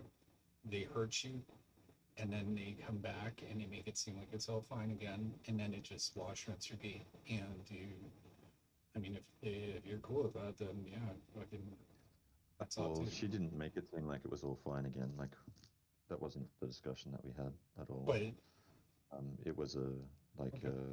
a bit of ownership from both sides. But she burned you on the time that you tried to reach out to her, and I told you, like, she's going to be thinking about that, and it would be in her head. That's why I was saying, don't reach out to her. That's the worst thing you can fucking do.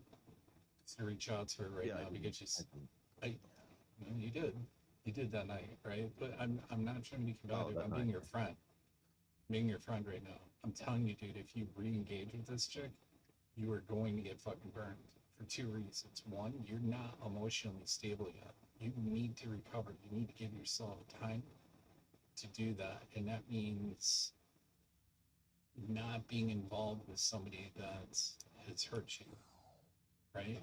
Like, you had to have your ex there. I mean, just to remind you, Remy had to be there for you. I had to be there for you. Your friends had to be there for you. And now you're just inviting this chick back into your life, or even opening that door. If that door is open at all, you're compromising yourself. Like, it's not me saying it because I'm saying it because I care about you.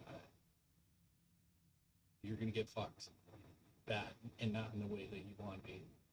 Like, uh, the worst thing you can do is carry on a relationship with somebody who has demonstrated that a learned behavior of trauma-based um, uh, uh,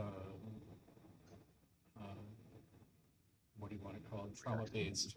Well, yeah, she was 100. You see, she went from 100 miles an hour to 0 in milliseconds. That is not something you unlearn in a week. You know what I'm saying?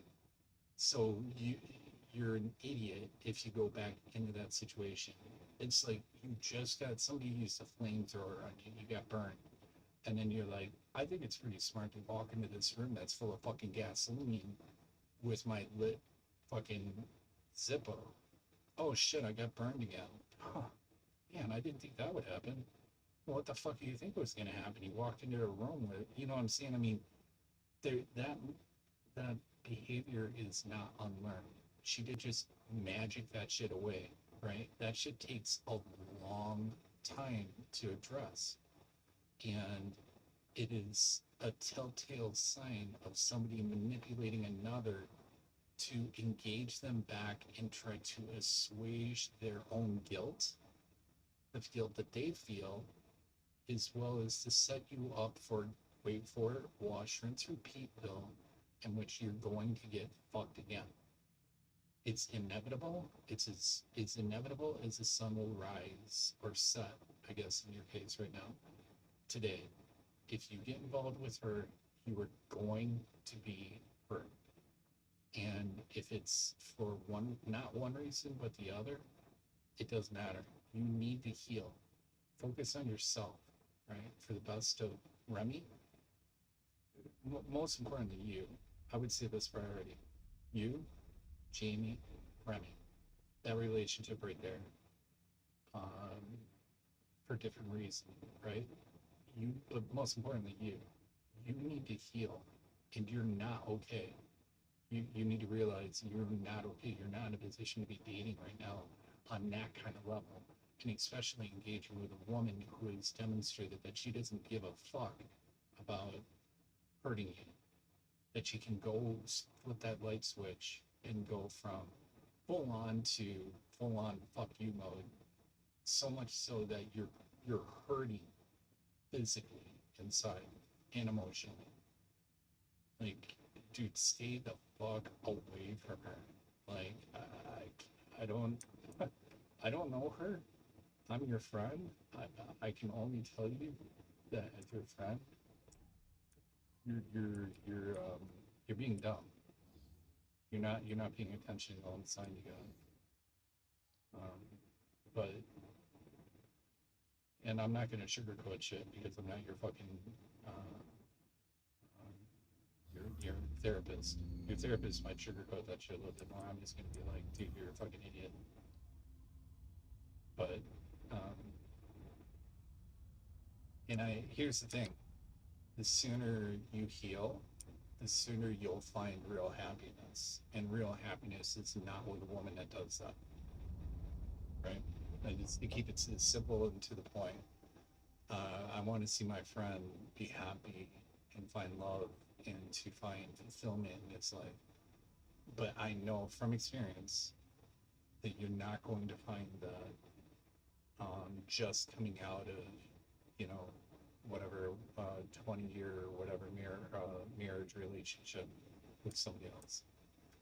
You have to decompress, allow those neural pathways to reassign themselves, because your brain is literally reorientating itself right now to a new environment, a new reality, new everything.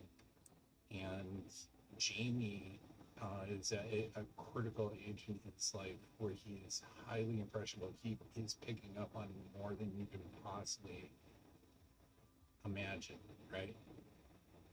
Like children are very, very, very aware. Imprints on them because their brain is forming. Their psyche is forming until the age of 25. Your brain is in a state of formation.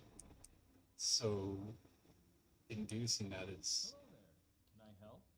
it just, What yeah, can I help you? I don't know, man. I don't want you to get hurt. But I'm sorry, you know, Appreciate that, but huh? I appreciate that you know you're looking out for me. So, Yeah, you know, like I said, we had a talk last night. It wasn't like everything was back on at Right. that moment. I think I feel better because I got to make the apology I wanted to make, and I felt like I owed her an apology, even though the whole situation was fucked and everything, and people say I didn't do anything wrong. Obviously, I wronged her in that moment, and that's not me. And so I got to make an apology and uphold my values, okay. and that makes me feel better. Where it goes from now is still, like, you know, under analysis. So I'm not it's not like we jumped back into bed together or something. You know, it was a good discussion. She also said she doesn't know where she is right now or what she wants right now with everything, but we talked it out like adults, and I wish that if that had happened that way on that night, I think we'd be having a different conversation right now, right? So Oh, that's not.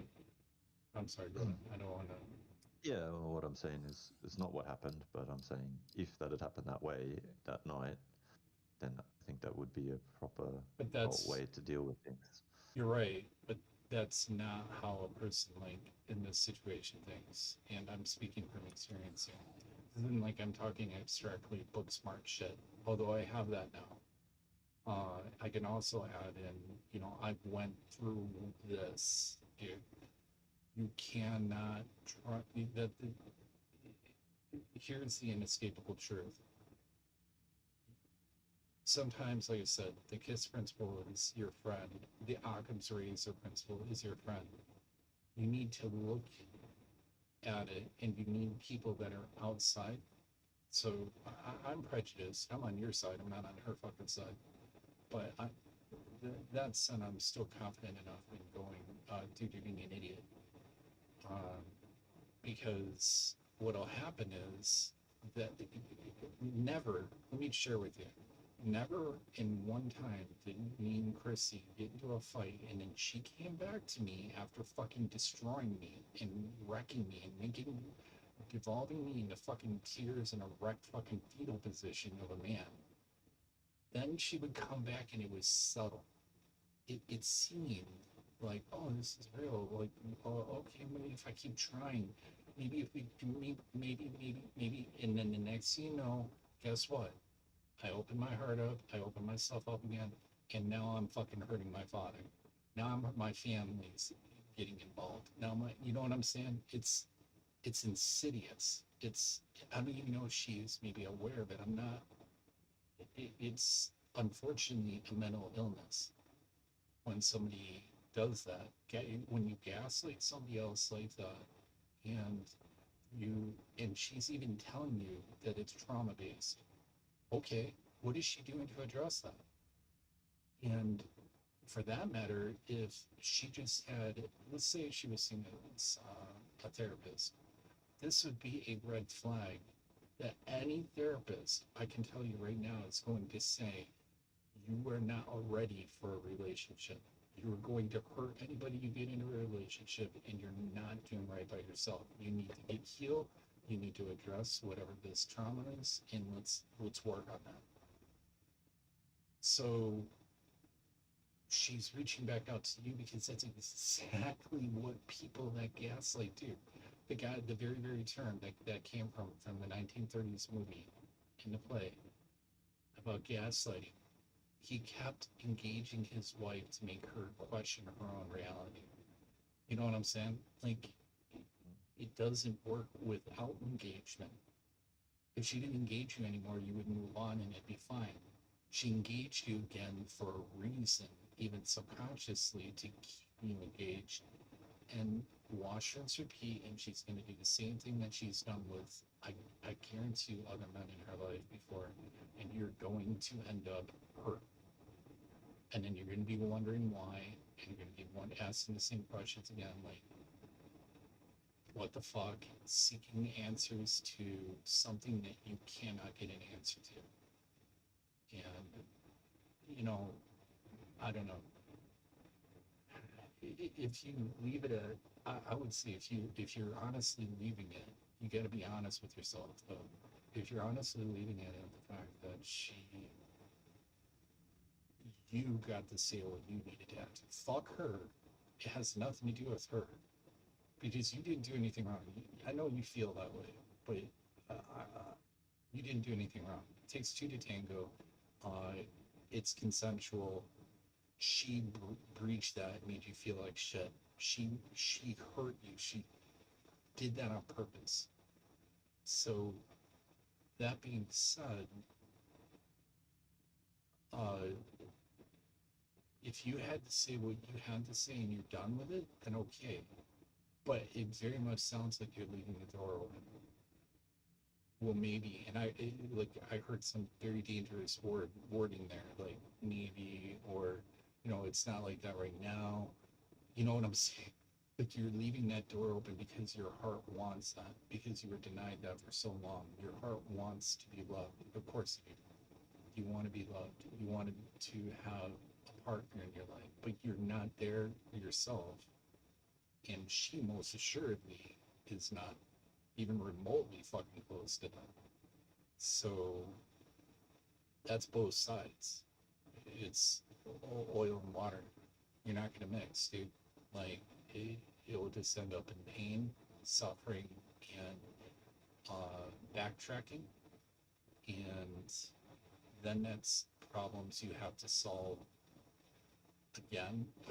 You know what I'm saying? Like you have to get over your feelings. In its time, and it's effort, it's pain, it's suffering, and it's something you don't have to go through. You know, best I could say if it was me, if it was and I was in your shoes. This is as a friend, right? I'm also trying to be objective here because you're my friend, so I'm gonna defend you. But I'm also not a naive 20 or 30-year-old, right? The thing is if I was in your shoes, I would be like, hey, I really respect that we had the chance to talk about this, but I don't feel that we're compatible for each other, and I need to focus on myself right now. So if you could leave me to focus on myself, I need that, because clearly I'm not ready for a relationship yet, and and don't even bring her up. You don't even have to do that. Say clearly, I'm not ready for a relationship yet. I need to focus on me for the best of Jamie and for myself, for focusing on my life and moving forward. So I'm not, I just want to be honest with you, and I'm not looking for a relationship. I'm not looking for anything. I don't want engagement. And I have to be, I have to be this way because I have to put other things first right now, and I have to put my healing and getting over everything, and maybe even maybe I already said it to her. I don't know. I'm saying maybe I jumped into wanting something too early. I don't know. You don't owe her that explanation. I also understand that. You don't owe her an explanation for anything, because again, you see that you did something wrong. I mean, you didn't do anything wrong. And God, it scares the shit out of me, dude, because that's exactly what Chrissy did with me all the fucking time. And you know what? I didn't have a friend. I didn't have somebody to tell me that this was a fucked up behavior. And Chrissy played me like a fucking violin, right? Like, and it was exactly always the same.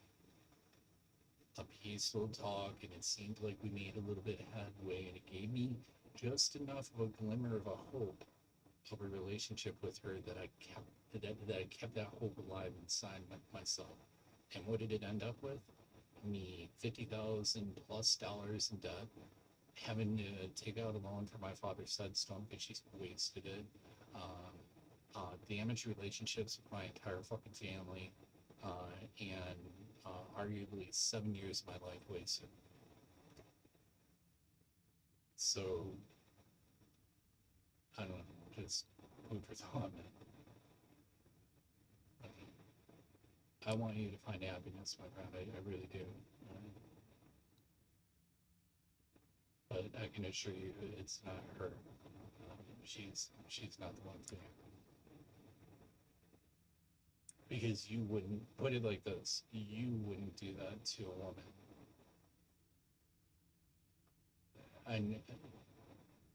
I feel that in my heart that you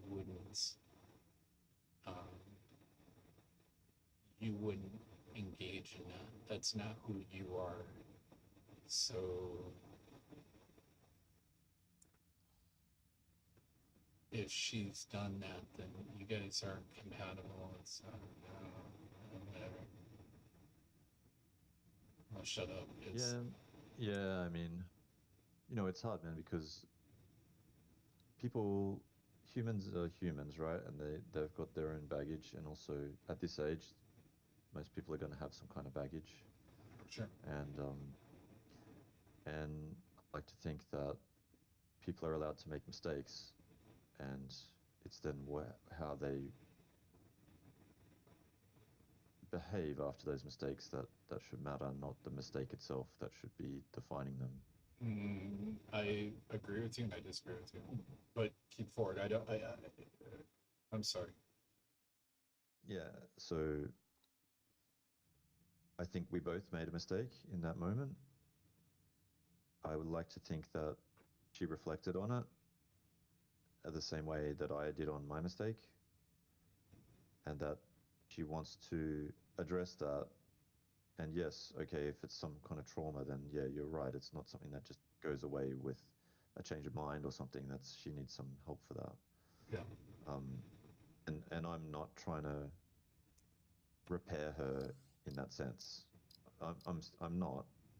I don't want to take on a project of trying to repair somebody. Because let's be real blunt while we're on that topic. Compromised, and also I'm not in a position to do Yes. it, and I'm damaged, and there's a whole lot of reasons why that just won't work. Mhm. But that's also something that we can talk about, I feel, in the next time we talk, is No, say, hey, no, look, do not, you've brother. I'm sorry. It's disrespectful. Go for it. yeah, I mean, I feel like if she's said she's got some trauma there, so it's not like I'm like stating something she doesn't know about. And I can say, well, maybe you need some help dealing with that, and obviously you can't rely on me to help you to deal with that. And because, well, one, I'm not trained, two, I'm compromised in that I have feelings for you, and three, you need to have someone as what they're doing, a professional, to deal with that. So well, you're talking to somebody who's arguably a professional in this, right? And I've got your best interest at heart, and I've been through this. I'm hearing a lot of really dangerous terms from you right now. One, I have to tell you, I'm not your friend in just saying this. You did not do anything wrong. It was consensual. You guys were both in the moment, and then she fucked over and hurt you purposely, right? It's like my doctor. Fucking we just had a discussion about that, right? Awaiting orders. Here, it's a deliberate action that was taken. Now, it's a learned behavior, and you need to listen to what she told you. She's admitting it's a trauma. She's coming back to engage you after she said that you meant nothing to her. Do you see? Nothing doesn't. They don't match up. These statements don't match each other. yeah, but I mean, that was lashing out. I mean, I'm not excusing it. I'm saying, Yeah. She was lashing out because she was pissed off, and probably on a few levels. She had the thing that triggered her, which obviously brought up a lot of anger, and then she had, basically, we had a connection. I'm sure she was feeling a connection, and that was suddenly severed, and that also brings up a lot of emotional reactivity. I was married, dude, for 10. Oh, go ahead. Yeah, well, I was going to say, but I didn't react that way, right? I didn't lash out at her, and so that also is maybe a red flag of sorts. Is that in that moment when she was angry, lashing out was her default setting, whereas it's not mine, Right. and I would rather resolve a situation, talk about it, and even if that means, hey, the result is that we end this relationship, I believe that on a human level, we can just talk to each other as people, and we're not 15 anymore. Like, that's a reaction of someone I would expect in their 20s. Okay, but let's stop for a second.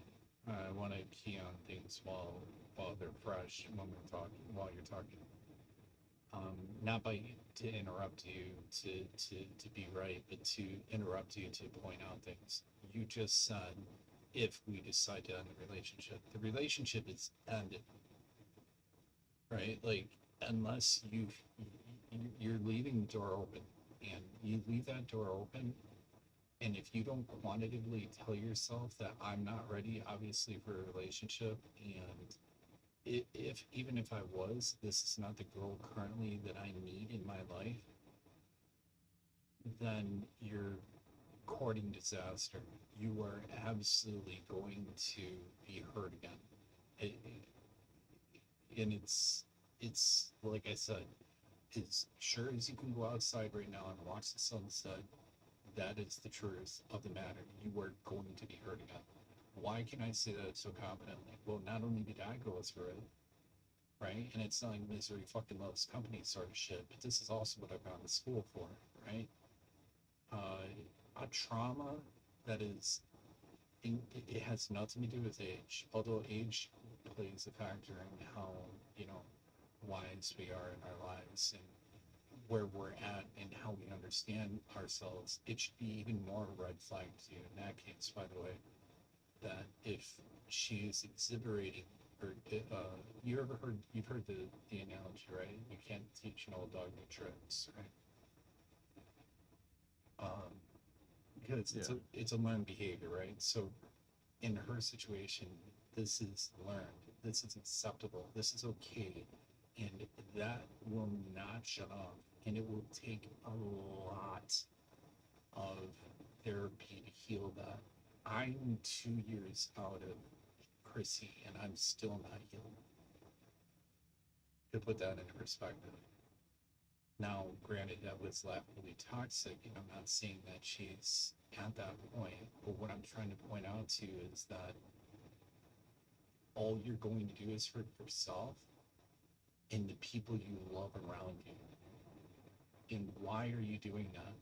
You're a good-looking guy. Remy told me that. It's like I'm like gay and like, hey man, he's pretty fucking good-looking. Remy said that to me the one night she talked to me that was inappropriate as fuck. But still, she said, he's attractive, blah blah blah. And obviously, you met a girl right away out of your marriage, dude. You're gonna fucking find a girl, but this is not the one. Right? It's like the fucking Michael Jackson song, right? Billie Jean or whatever. She is not the one, dude. And if you pursue this, you're just going to hurt yourself. That being said, I'm reminding you something my father told me. There was one time I came out of prison and I was in my 20s, and my dad was there to pick me up. Not prison, jail. I served for, I can't remember what fucking dumbass reason was. It was like not paying a ticket or something. I was young. And my dad said he knew I was on my path that I was going to get locked up. And I said, why the fuck didn't you tell me at that time? Because he's like, son, because I knew you weren't ready to listen to me. And anything I said would just make you fight that much harder against me. So I just decided to be there for you. Now, in this case, I'm your friend, so I'm not your dad. I'm not your parent. I'm not your brother. Well, I mean, pseudo brother, I guess, brother from another mother. But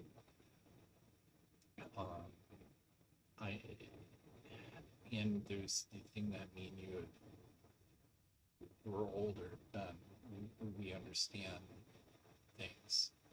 And I think we both share a lot in common in terms of when it comes to empathy and sympathy and how we conduct ourselves, right? Our values. And our values, Similar values. Yeah, we have similar values. And I can tell you that you're in a predatory relationship right now with a toxic person who is admitting and demonstrating, or demonstrating, it should be put the other way, demonstrating and admitting that she has traumatic shit to deal with. Well, that's for her to deal with. I hate to be that guy, right? I hate to be that guy. That's her issue. That's a Raisa issue. That's not a Craig issue, because a Craig issue right now is being the best father he can be, being the best man he can be, and finding happiness in his own life. It's not understanding why the fuck race was broken and why she did the things she did to. Because the irony, the ironic, I've been there, right? And the dating thing too. You're going to find other women, and it's going to be funny. You're going to run into fucked up situations because dating is fucked, right? And then you're going to like find I was saying earlier, everyone has baggage at this age of some kind. kind of, but you know, look at the girl that I talked to now after a year of dating, I finally met a chick, and maybe she'll let me down. I don't know. I'm not gonna put it, but you know what? I'm ready for it. Like if she puts me down, I'm not gonna second guess. I'm confident now in who I am. I'm not healed fully yet, but I've gained a level of confidence that only came from letting go of women who are not right when it came to the dating problem. And you're not letting her go, and you need to. And if you don't, I don't know what to say. All I can say is I'll still be here for you as a friend, right?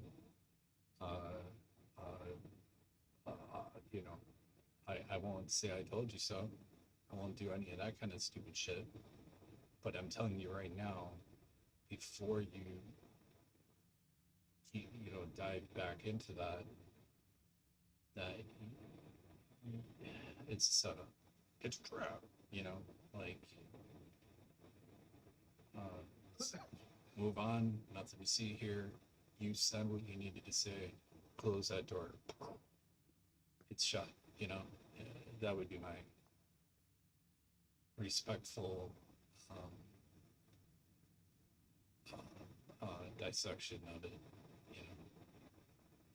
And keep in mind also, at least you got a friend who's, this is what I do. Like I've learned, and not only am I learning, I'm excelling in this field, right? And I've been accepted into honor fields. I've had papers published on this. So I at least I understand. I don't know if it's 100% right, but I understand the modality and the science behind a lot of this shit. And I can absolutely tell you that I can feel confident in saying a learned traumatic experience like that is going to take years with an S at the end with professional help and a realization that there is a problem to address. It doesn't just fix itself after one event. It's impossible. Right. It cannot happen. So, anyways. Yeah. I'm reacting harshly because I'm your friend. But I don't want you going through what you went through. I heard that pain in your voice. It's also very recent. But, also, like I said, it exposed a lot of other stuff that was not just about her that I realized. And I think also I was kind of numb to the whole moving out and stuff. I was kind of dealing with it by just being numb to it. Mm-hmm. And then that being emotionally raw just allowed all the other stuff to surface because I was, I guess, more vulnerable in that moment. And yeah, I mean, Sure. in a way, maybe I needed that little kick in the pants to start the process.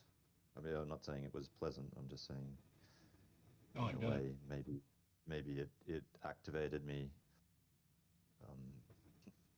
to be able to start processing that stuff as well emotionally. So I was not just dealing with what happened with Raisa, but it also, brought up. I don't want to say character attack, but it was like a character evaluation. It made me evaluate my character. Is that really who I am? Do I do that a lot? Is that a behavior That's that I gaslighting, by the way. can notice? Well, is it though? I don't think so. I Yes. think that's just reflection I about think my behavior. with all due respect, I don't want to be argumentative about this, but it's not a debate, right? So I just said this to a friend earlier tonight. Debates are trying to win or lose. Discussions are talking about things and finding commonality. Right now I'm having a discussion with you, so I don't want to have the perception that I need to be right here. Here's the thing. I know what I know, I know what I've experienced, and I know we've been friends for a while, and I know the pain that caused you, and I know that behavior because I've experienced it, meaning racist behavior. This is normal. This is how people unfortunately react when they're in that situation. And you didn't, if anything you were to do is wrong, and I didn't say this beforehand because it wasn't my place to, because I wanted you need to walk your own path. You need to go through the storm on your own, right? That storm that I referred to and my therapist told me about, and you can look it up online, ask ChatGPT about it. Although it's an advanced psychological thing, so I'm not sure if they ChatGPT. Yeah, I'm kind of curious if you would know about the storm. You know what? I'm gonna look it up right now. Because I'm Yeah, curious. but it's only going to be able to give, like, it can't understand it. You know what I mean? Like, Yeah. as in, it doesn't have feelings.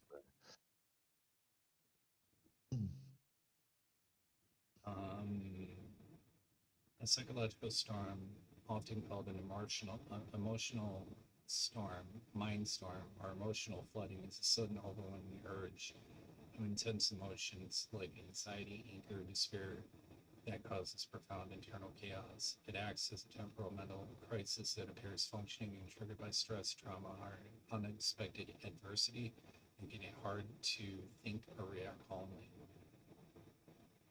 You had to, so that's close, right? So you're right. So let's mix it with what you said. The AI is just giving me a textbook Yeah, that's what definition I mean. It'll without be able to give you text. without understanding who Craig is and who you are and what you've been through and what the current situation is. And if you probably had fed it all that, it may be able to still give you a book analysis on that, but that's besides the point. I'm going to tell you right now, from my experience, what I've learned and what Becky taught me. And she is one of the most amazing psychiatrists. I wish if you had the money, I'd be like, dude, talk to her. She will get your shit. She will help you, right? But unfortunately, she's here in the United States. We got telehealth visits with her. I don't know if you can do that, but she is good shit. And the difference, God, I cannot stress how important it is, especially at this vulnerable time in your life, to have that most critical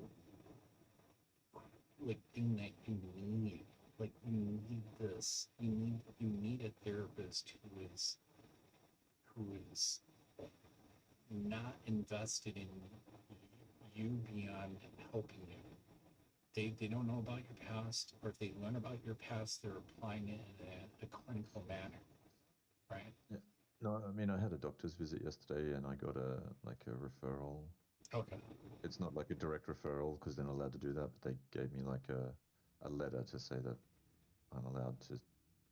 Basically, for insurance, I have to see the GP first for them to say yes, he can go see a.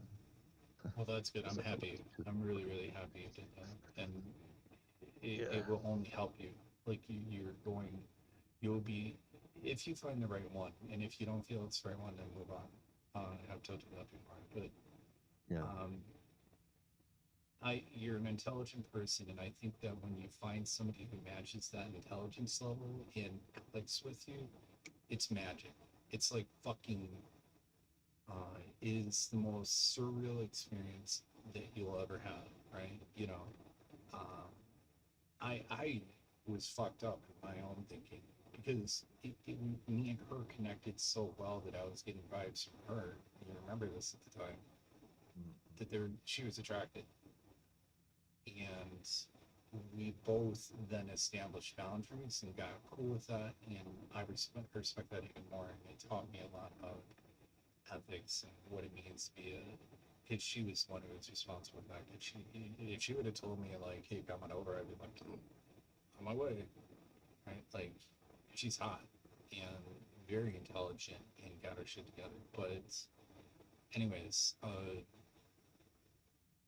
I went through that. I weathered my own kind of like moral quandaries with her, and now I would never do that in a million years because I respect her too much for that, and I know she would never do that in a million years as well. So instead, she is a sounding board that I trust more than I think anyone on this planet. You know, you're my best friend, and I trust you, but it's different. It's a different sort of trust, and she helped me to become, to heal and become who I am today.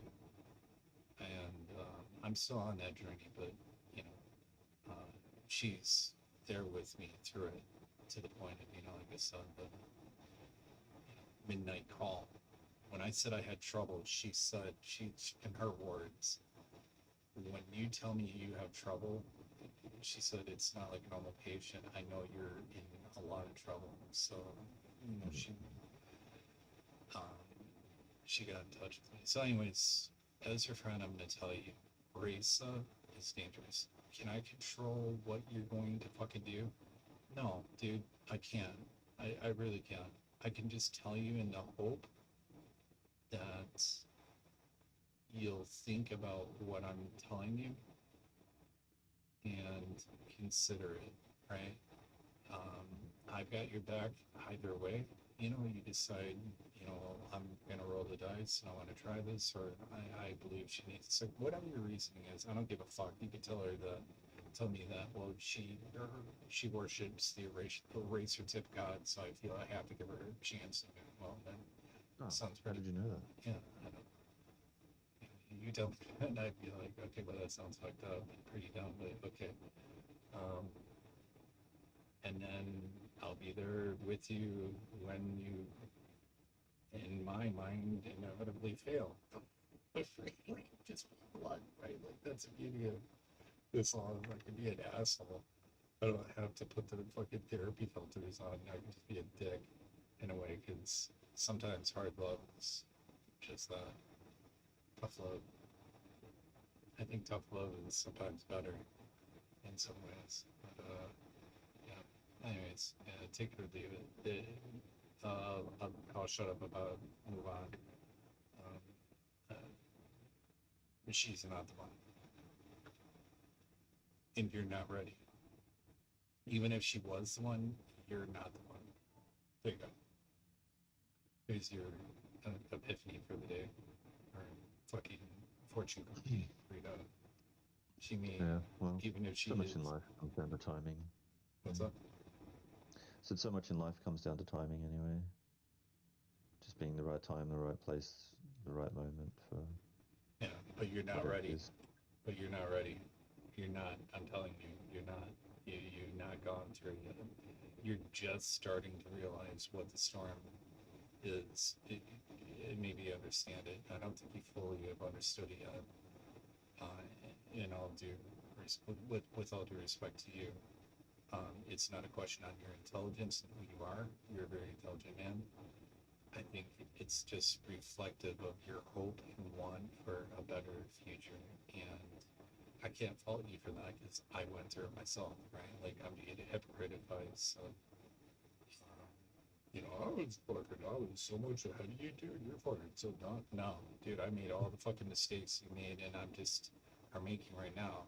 I'm just trying to prevent you. You're my best as your friend to tell you, like, dude, don't, just don't do it, man. Because that's like, it's playing with fire, man. Except there's nothing positive you gain from it. You might get laid, have a fun night, but guess what? There's plenty of other chicks out there you're gonna get laid by. You know, like, it's super fine. You're good. You know, you don't have to worry about it. You're looking dude, you got your shit together, you got your head squared, fucking women are attracted to men who got fucking kids. You know, you're fucking super good. Like, yeah,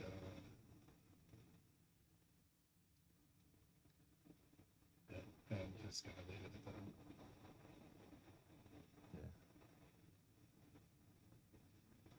Yeah. with you out of the way, I'll say this: like, I am still healing from Chrissy. Like that pain. It's I don't know what that East said I was at. I think she did tell me she did a new assessment on me with the DSM and told me where I was at. But it was moderate to severe PTSD from Chrissy. You know, I'm still dealing with, dude, it fucks with my head, man. Like, you know, I was able to go in there and the confidence, because of the confidence I gained um, in the interim between when she reached out again with the bullshit plea of, you know, hey, it's your father's shit, you want to get it? Of course I do. Oh no, I don't want my dad's stuff. And then when she's got me there, she wants to talk all of a sudden. Of course, I'm not going to not talk, so okay. But there was a point there where I did tell her, like, hey, she was like, what happened? Do you mind me asking? I was like, yeah, actually, I do, because I don't think that this is beneficial to anyone.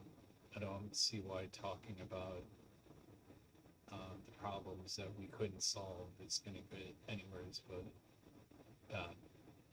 And, but then I was an idiot, and I was like, okay, well, here we go. But then she kept trying to push those buttons, and, you know, I was confident enough and going, okay, they don't work anymore, check. Those buttons are rewired.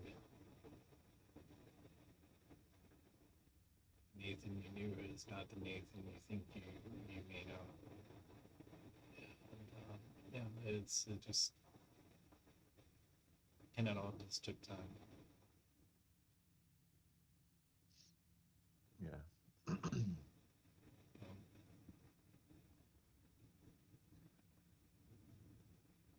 My kid's gonna call any minute to come home. He had to the other day he stole somebody else's work and put his name on it, and he got caught, and he got in big trouble. Ooh, That's cool. He basically took someone else's work sheet and put his name on it because he says someone else took his, so then he took someone else's.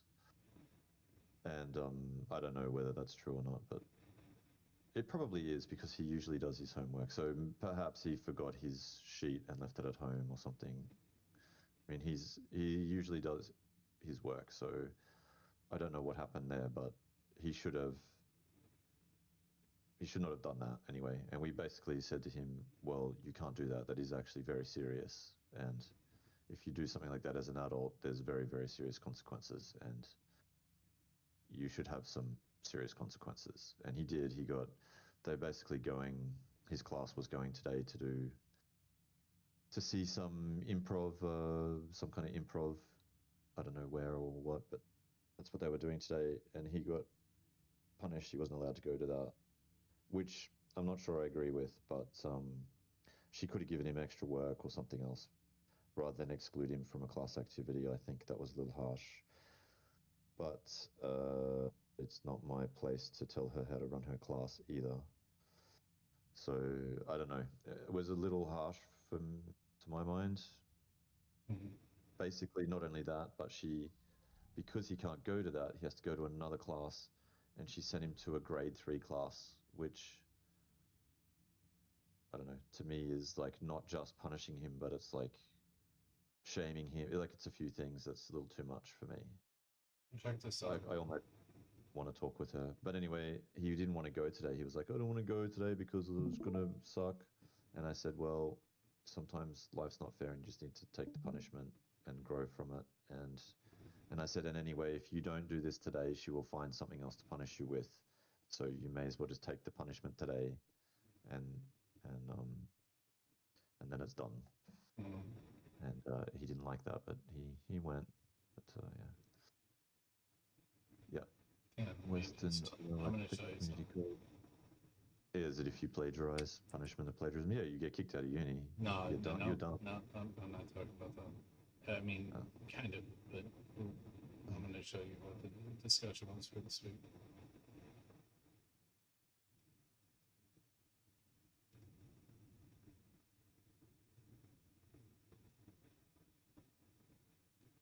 So what's the big deal with plagiarism? What are your thoughts on it, and why are those in academia? Uh, why do those in academia make such a fuss about it? This is literally what we're talking about right now, and here's my response. And I can't read it. I said plagiarism is often treated as simple check in the box role in school, but the reason academia makes such a fuss about it is it undermines the entire purpose of the work. If we're here to develop our ability to analyze, solve problems, and communicate, then bypassing that process by using somebody else's work is essentially a technical failure. You aren't just borrowing words, you are opting out of the mental training required to actually master the subject. In a professional setting, the fuss, quote, end quote, becomes even more significant. Outside the classroom, your output is your reputation. If you represent someone else's data, code, or creative work as your own, you are not just being dishonest, you're proving that you lack the skill to produce the results yourself. In any high stakes field, that loss of trust is usually permanent. Academia enforces these rules strictly because they're trying to instill a standard of professional integrity before we get to the real world, unquote, where the consequences involve more than a threat, just a failing grade, meaning lawsuits and other things. So yeah, I the only reason I brought that up and I'm sharing the screen is because that's literally what we're talking about this week. You know. Yeah. I mean, yeah, it's unfortunate. The thing is, he doesn't. He needs to learn that lesson. And that's okay. That's why I also said you need to go take your punishment, because I want him to. That's gonna stick with him as a memory, right? Mhm. He's gonna learn that that's not an acceptable thing to do, and that there was some consequences for it, and he didn't like that. And that's why I was like, no, you're absolutely going to school today. Because he was like, oh, I can just have the day off sick, and I was like, no, you're going. He cracked it. He didn't like it. He was pissed off. And I said, no, you need to go. You need to take your punishment. And then I explained to him a little bit about what happened with race. I mean, I didn't go into detail, but I said, something happened to me recently. I made a mistake, and I got a big reaction that was not really fair. And but I don't have a choice in the reaction. I just have to deal with the consequence.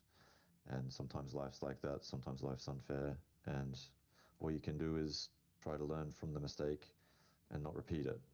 And sometimes you need the big reaction to learn the lesson. And yeah, he kind of accepted that a bit. Yeah, So but do you see something? I'm just gonna ask you. Do you see some of what you just told me? do I see something? What Mhm. I just told you? I mean, you're trying I'm to not say playing that the lesson games. learn. Yes, you are. I can see your screen. Well, I mean, I'm not trying to play my games. No, I know. Yeah, you're trying to get me to realize the problem without pointing it out. Right. Yes, I know exactly what you're alluding to. Yeah. And I know you think I might be making a mistake, but my judgment is being based off how she's managing the apology, or when we had our chat yesterday, how that's being managed. It's not like it was straight back into it. It's not like she said, I want this to go forward. It was more like, yes, we had a big problem. I don't know what that means right now, but we're talking, and that's what it is now. That was really where it was. It wasn't like everything's back on the table kind of discussion. Right. And I'm not seeing it that way either.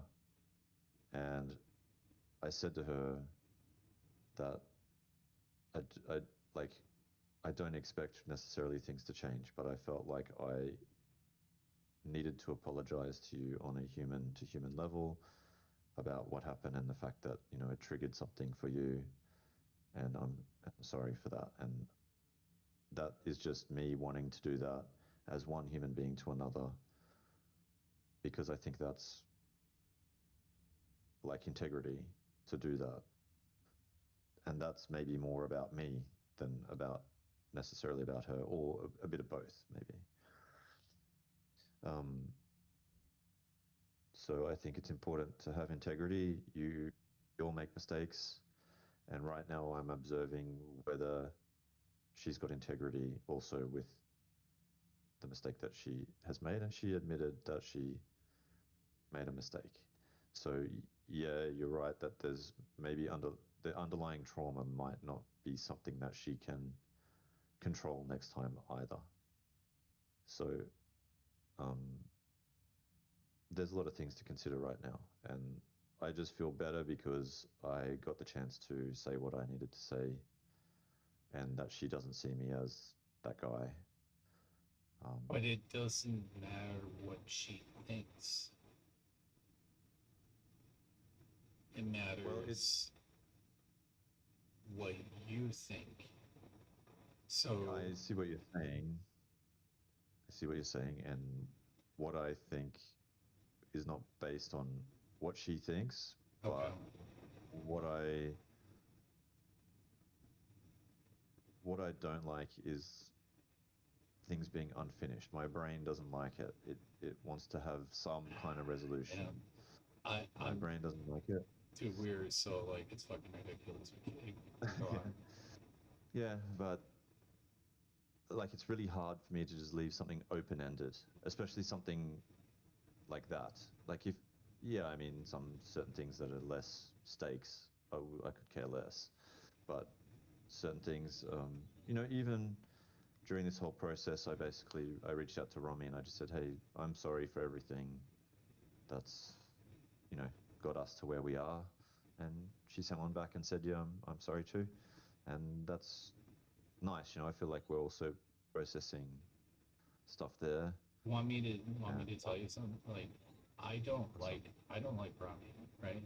Because of the situation she put me in, but that's just a personal thing, right? Because I feel like she was on some bullshit. Yeah, I don't know what that was about. That was fucking weird, man. She was also, I don't want to go into it. Anyways, it ended in me just hanging up on her, like it's not okay.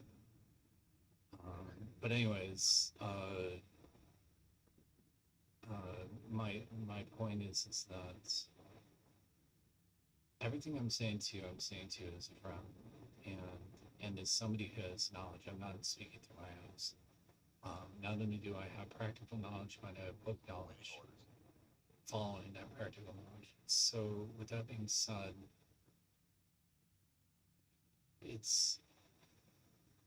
I respect you for pursuing and like you expressing your point and where you're at right now.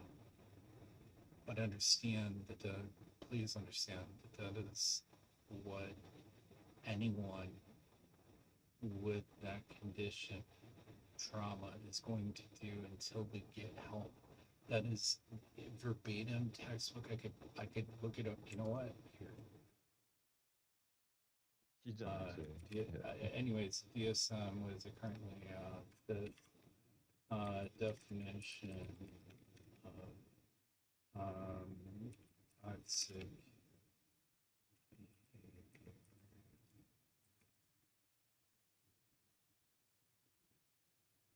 tax behavior is not normally recognized and diagnosed in definition. Okay, well, tax is okay. Let me rephrase it.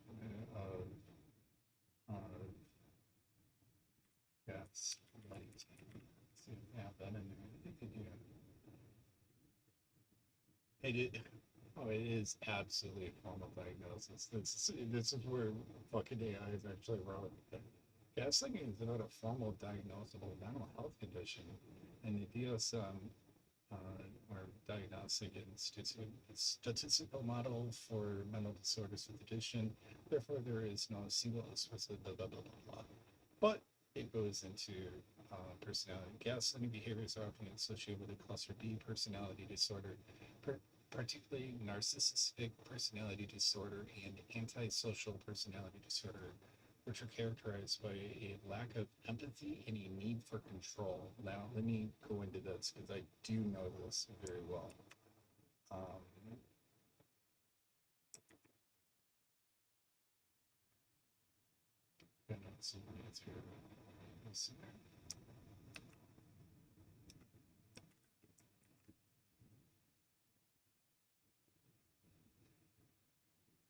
So, failure to conform to social norms or laws, deceitfulness, impulsivity or failure to plan ahead, irritability and aggressiveness, reckless disregard of safety of self or others, consistent irresponsibility, lack of remorse.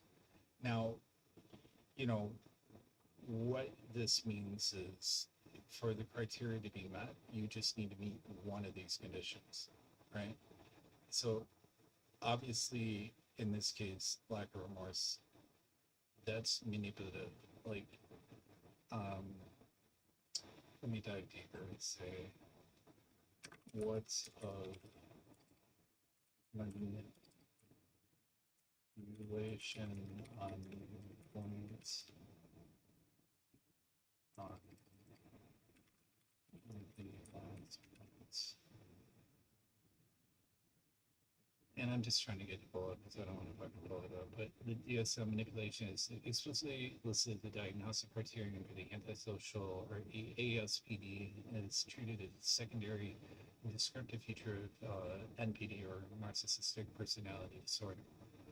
Now, this would surprise you. A lot of the norms of what you think may be narcissism are different than what the psychological definition is. So, for ASPD, or antisocial personality disorder, manipulation is a core diagnostic feature found in the deceitfulness criterion.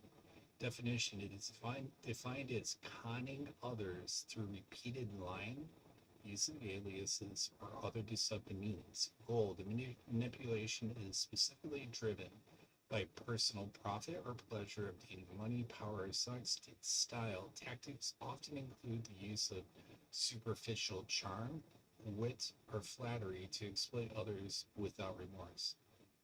Manipulation and NPD, while not a standalone diagnostic criterion in the main section, blah, blah, blah, blah, blah, definition involves taking advantage of others to achieve one's own ends. Goal: unlike ASPD's focus on material gain, narcissistic manipulation is primarily used to bolster a grandiose self-image, secure self-admiration, doesn't sound like she's not, or fulfill narcissistic supply. Style: tactics commonly include emotional appeals, well, that does, gaslighting, or leveraging on others' need for approval. That absolutely falls into NPD. So if I was diagnosing her right now, I would diagnose her as NPD because tactics commonly include emotional appeal, gaslighting, or leveraging another's need for approval. And right now, you are compromised by a need for approval because you didn't get that from Remy, and you need that now. And the person you are, unless I'm mistaken, is, you know, a man who wants love and, you know, all these things you were so happy about when you thought you were finding them with her. Would you like to sort of, yes, well, let's just see. We'll go down the rabbit hole with this.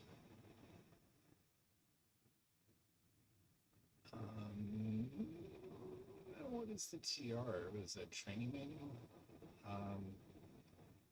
ASPD drug criterion is defined as using subterfuge, charm, or glibness to influence or control others. NPD associated feature is the standard criteria. Manipulation is not a standalone point, but it is part of the interpersonality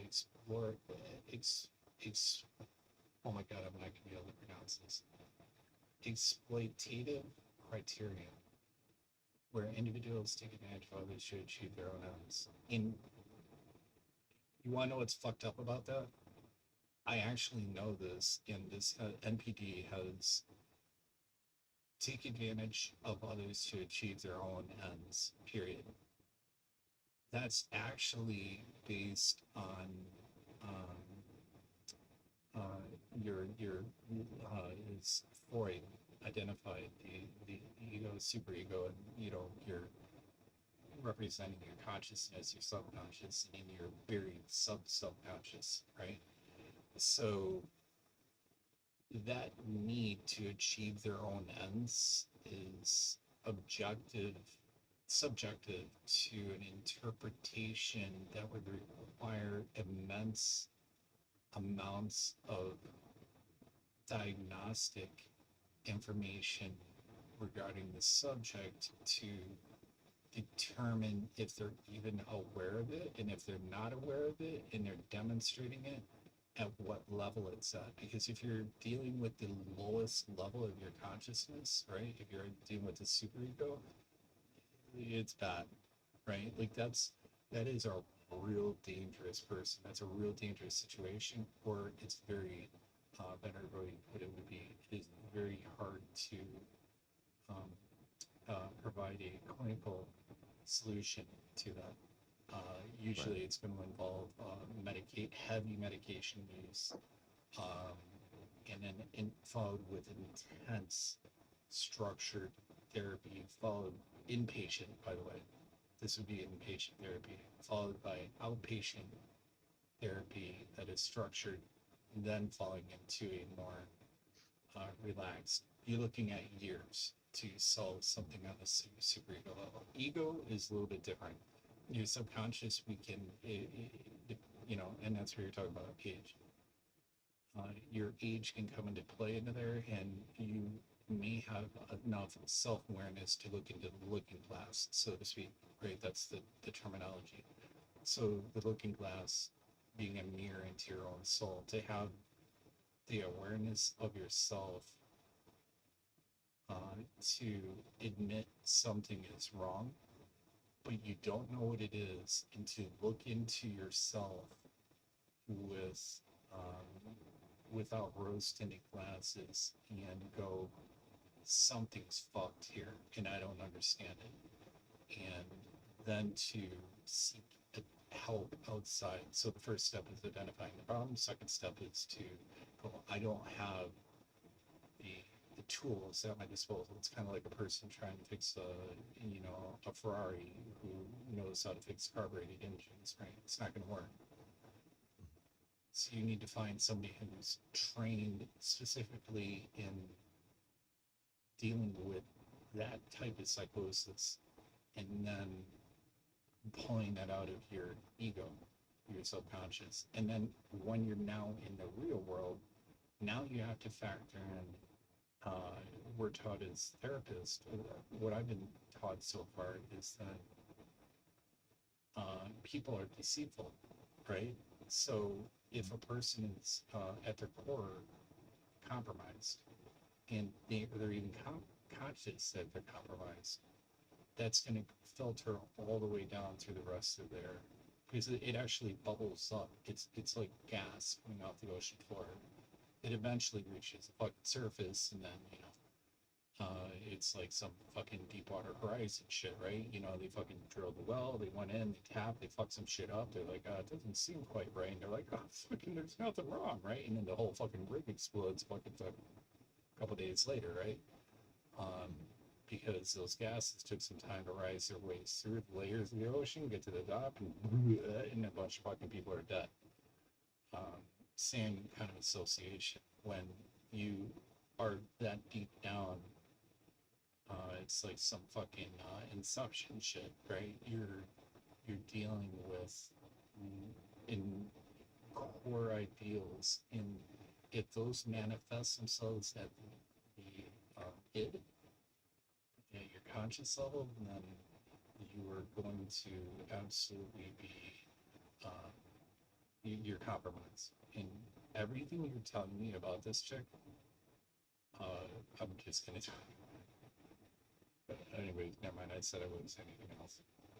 Anyways, I'm not But gonna. I mean, also realize that you're basing that evaluation solely off what I've told you and not off any direct knowledge of her. That's true. Do you know what I mean? Yeah. So, That's why I So- acknowledge I'm compromised. I'm compromised because I want what's best for my friend, but hate that I just said fucking senpai.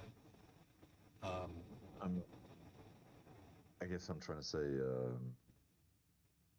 even though, like when I told you everything the other night about what happened, or the other day, whatever, I was trying to be as honest as I can to have a honest feedback about whether I was in the wrong or not.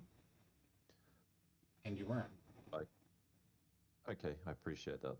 I appreciate that. I do feel like there's a behavior that I could change.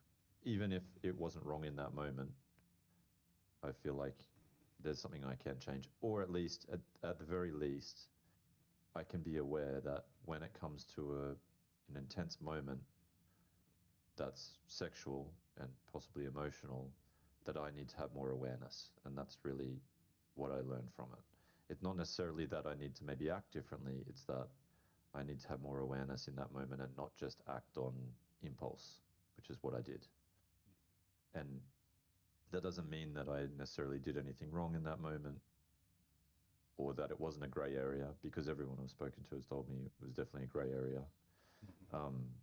Or told you So- outright that it was wrong, like in the case your coworkers saying, yeah, that's fucked.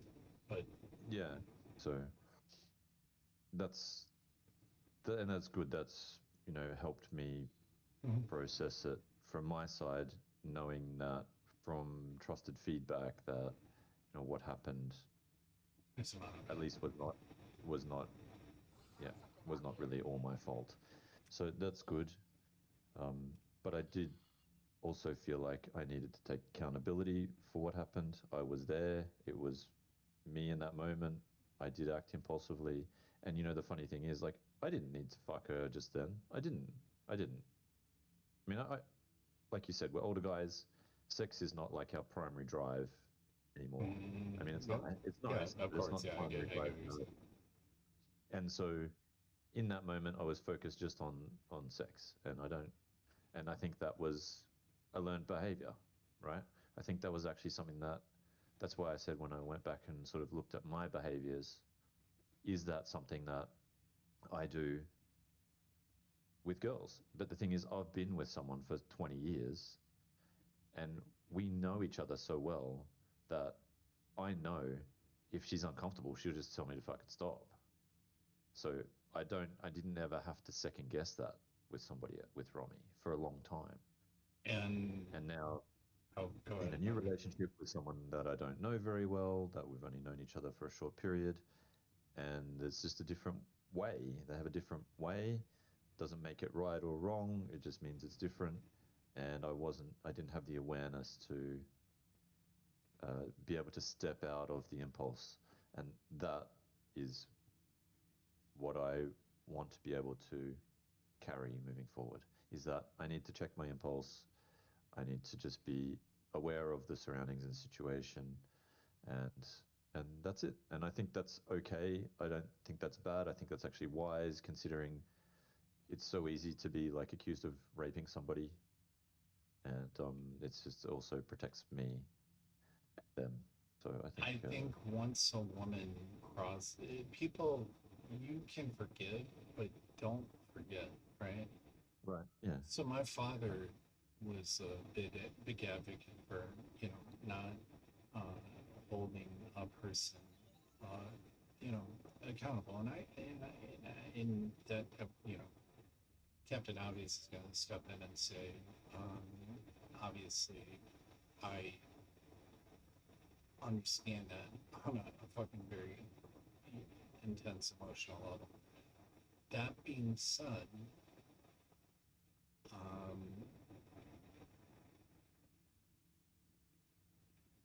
I think it's very admirable that you have the self-awareness at your age, and it gives me a lot of respect for you that you were able to have, however you wanted, a self-awareness that you wanted to change some aspect of yourself in relation to this incident, right? What I am having problems reconciling is the closed door policy.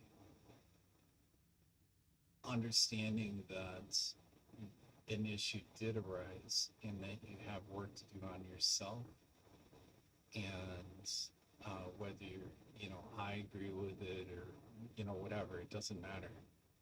It's what you feel. But the fact that you feel this and yet are still keeping that door open with her is what worries me as your friend. Like I said, I'm always here. I'm your friend. I'm not a fair weather buddy who's, because I disagree with you or, this or this or that. That's not to give myself a pat on the back. It's not for that. It's to say, I'm your friend. I'm emotionally compromised, but I also have to state that I have knowledge in this firsthand. And we're both about the same age. And I've gone to school specifically dealing with issues about this. And all I can tell you is that you are going to open yourself to a lot of hurt. And I'm afraid of you for that because I don't want you to be hurt. I want you to find a woman that's going to make you happy in your life. And with all due respect, I believe that Raisa is not that woman for you. I believe that you are going to heal. I know you will. Actually, I don't believe. I know you will. I know you will heal from this because healing is about resiliency, going through the trauma and having the resiliency to do that. And you're already demonstrating that by self-awareness that it doesn't matter what the fuck anybody else has to say about it. You have a self-awareness to go, I don't like how I reacted in this situation, so I'm evaluating it and I'm amending it, right? That's self-awareness. That's amazing. That's a very powerful strength, to put it. For lack of a better way to put it, but without sounding cheesy, it already sounds overdone.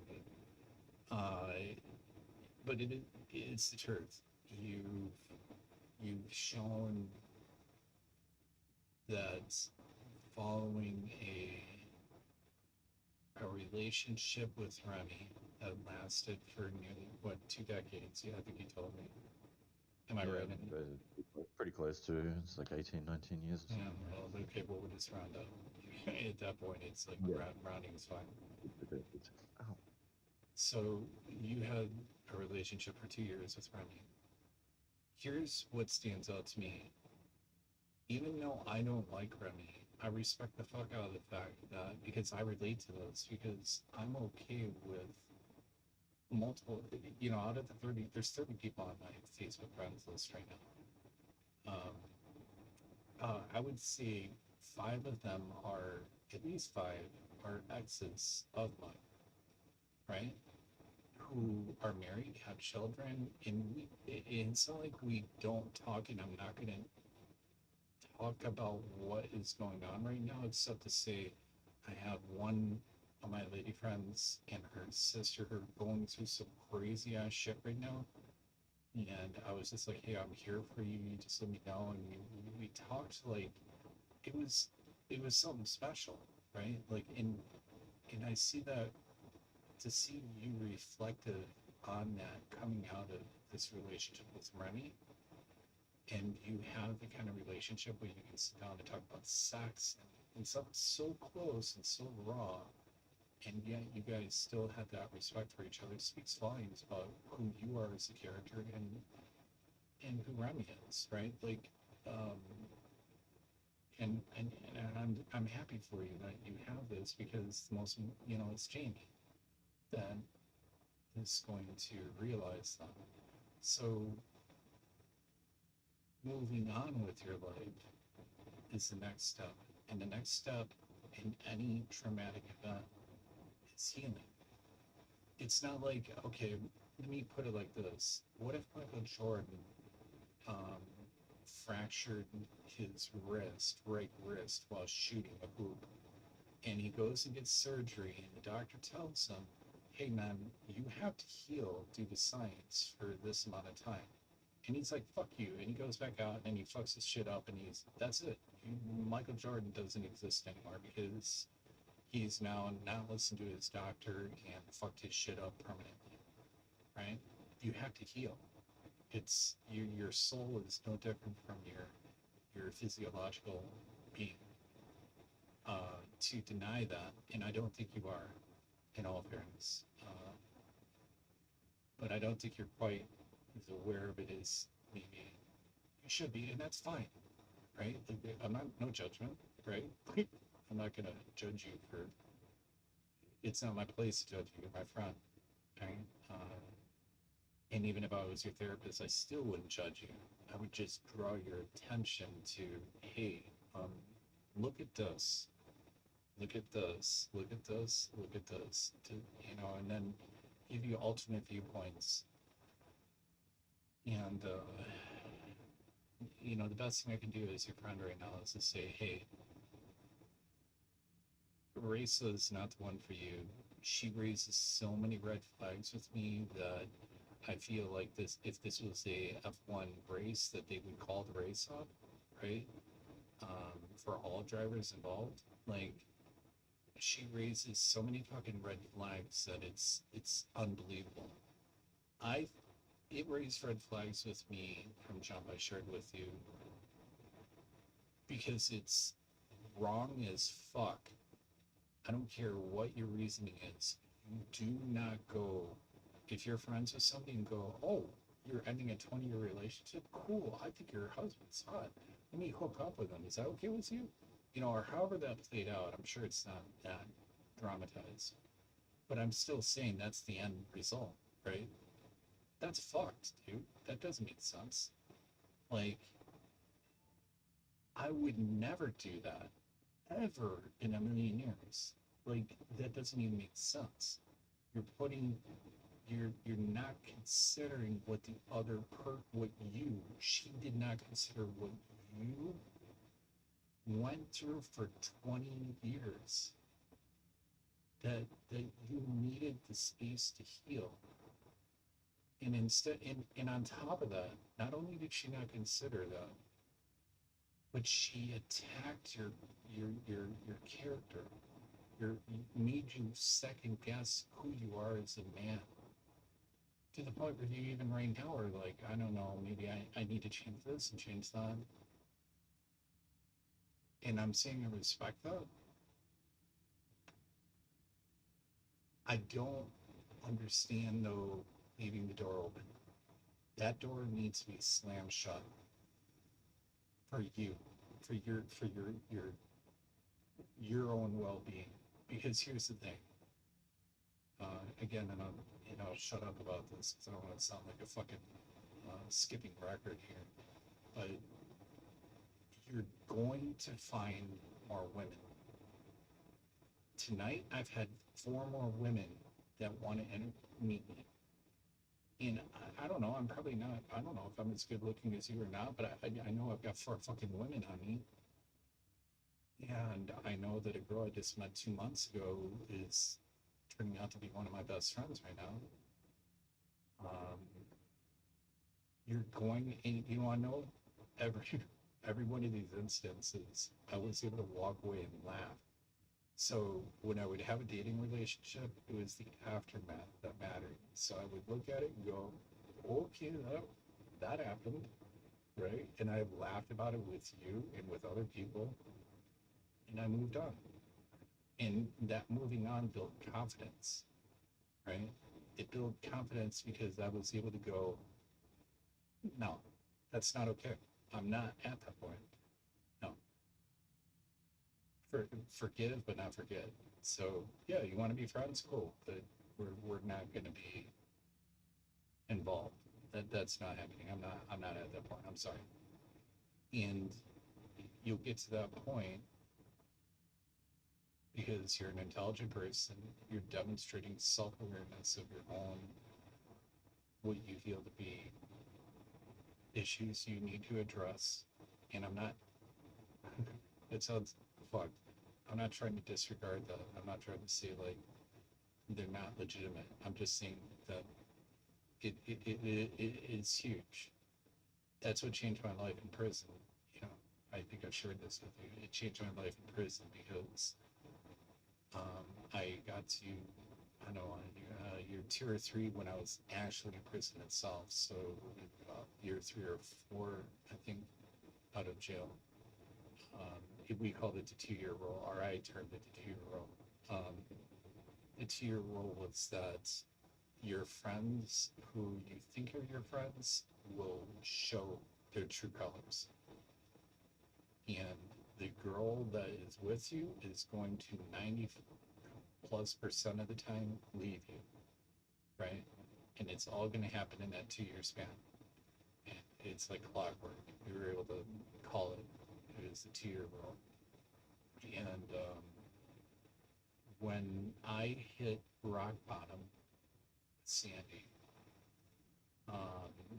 and found out she was with another guy, and I'm just losing my shit, and I'm even thinking about escaping, right? And I knew I could. I was like, oh, no problem. I know like probably 3 different ways. I was gonna say 5, but there's probably 3 different ways that I could have escaped, and I knew I could out of the maximum security prison. I was like, it's a child's play. I can get out, but I've already been there and done that, and that doesn't work too well. So moving along, what is the realistic way of looking at this? And so I looked at, and I'm going to share with you, there was a dude who looked like, what was that black dude who was a comedian that wore glasses and was super skinny and short? Richard Pryor? I don't think he had glasses. I'm trying to, do you know what I'm talking about? The dude who was like super short. I think he smoked really. a cigar and go, yeah, you know, that kind of shit. Anyways, yeah, it doesn't really matter. So I thought, you know, I met this guy and he was like that. And this guy, he was brilliant. He had conducted bank robberies that just fucking would blow your mind in their sophistication. And he never once brought a gun or his crew, or they just simply fooled the bank people into thinking they were FBI. They had phone lines set up, all this other shit. It was funny. But he kept getting fucking released and getting right back fucking in. And I'm like, so much so that I'm still in fucking Green Bay and I saw him for the second time. This is time 2, and this is when it's critical when I reevaluate it. Because I'm like, hold up, bro. You got out on bank robbery and you're back. Why, dude? What the fuck? Can I get your chance? Like, and he was like, oh man, man, Dre, you know how it is. I'm like, no, I don't. I really don't. Because I'm fucking stuck here. I've been here while you had your chance on the street. So why the fuck are you back here?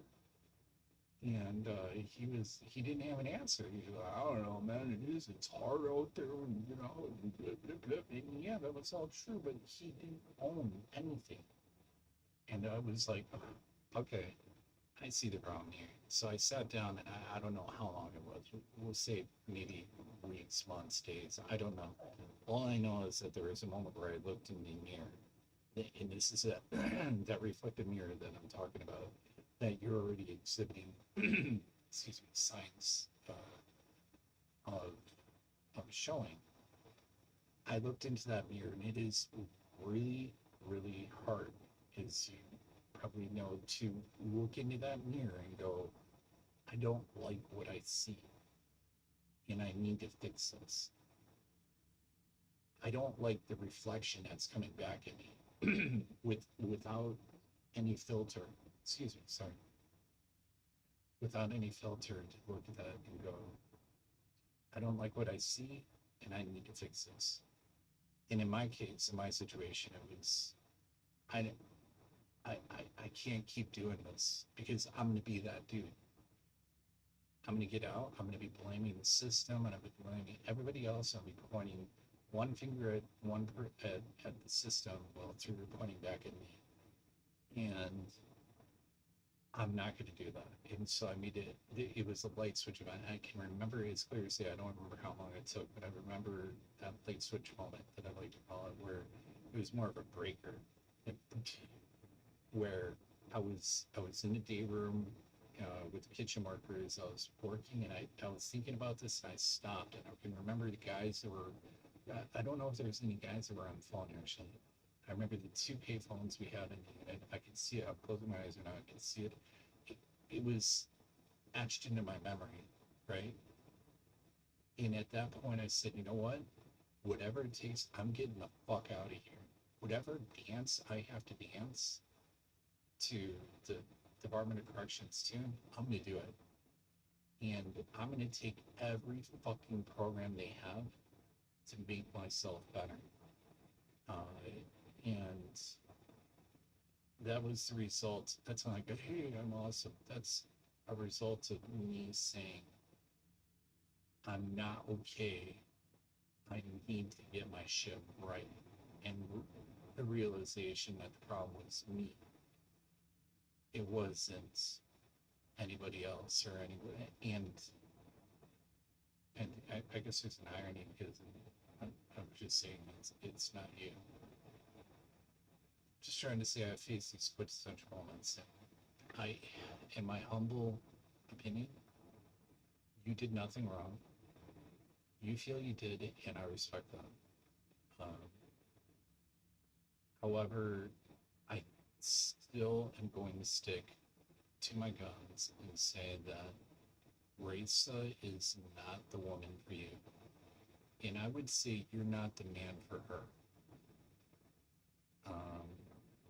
You have your own demons to lay to rest. You have your own healing to do. So do it. Do it and don't,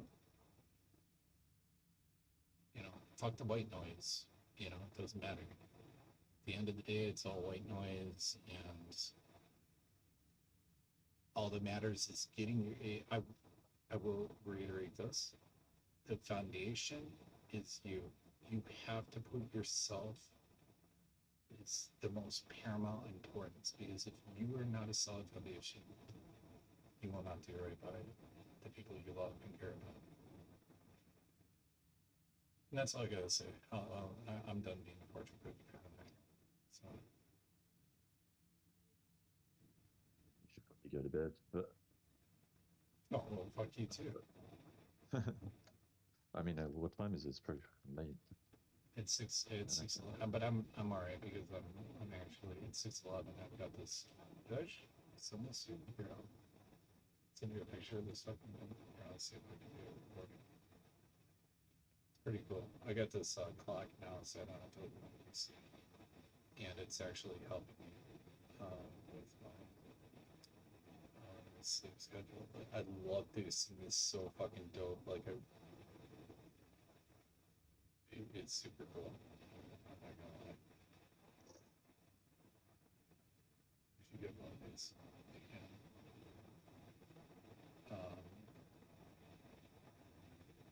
Yeah. Am I recording a video?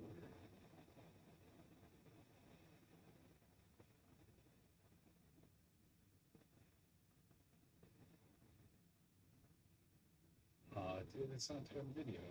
What the fuck? Well, here's what it kind of looks like, and then let me show you. I'm trying to make the video if it allows me to.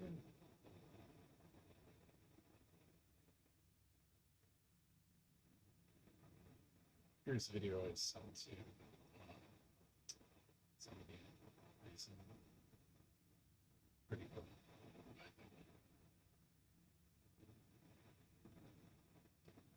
Okay, that's neat. Why can't I?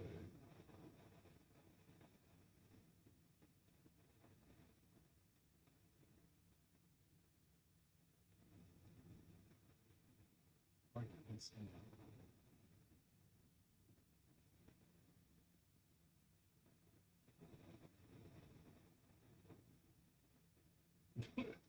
Dude, I wish it's so fucked how the interface is on the phone. Oh, here we go. Here's the. Nope.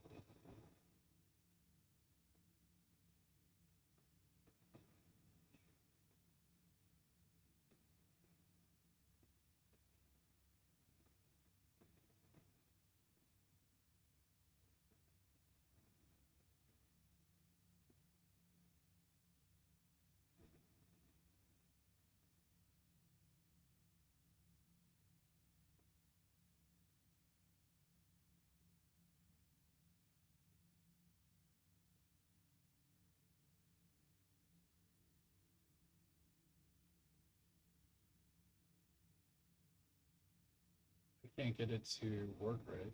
Hang on.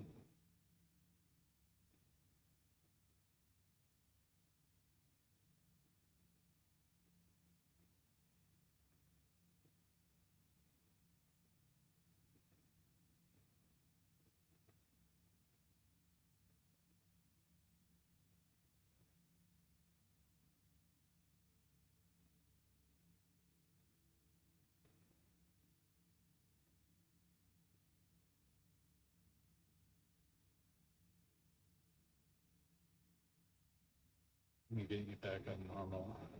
I don't know what the fuck's going on right now. Here, I'll end the call in a minute. Call it back.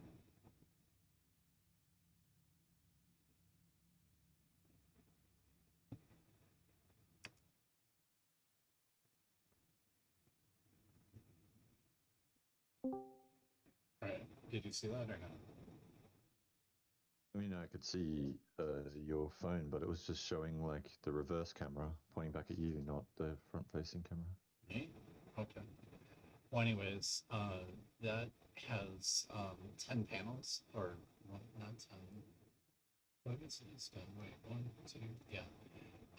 And the panels are translucent, so what it does is it will highlight the number behind it, and because it's translucent, it will deactivate the one in front of it to get to the number it's currently at. And dude, it's a really cool effect. It's like an analog read to. Yeah, it's cool. Yeah, it is. Anyways. Was it expensive? No, $40. Nice. You can get it cheaper if you want to put it together yourself, but honestly, yeah, no. Yeah, I don't know. Anyways. Yeah, well, my kid's home for lunch. I'm making some pasta with some cheese and some ham and stuff. And his day went well. He was really worried about going for his punishment, but he's through it now, and he's in a good mood. So. Oh, cool. So Wait, that's you good. need me to let you go, or what's up?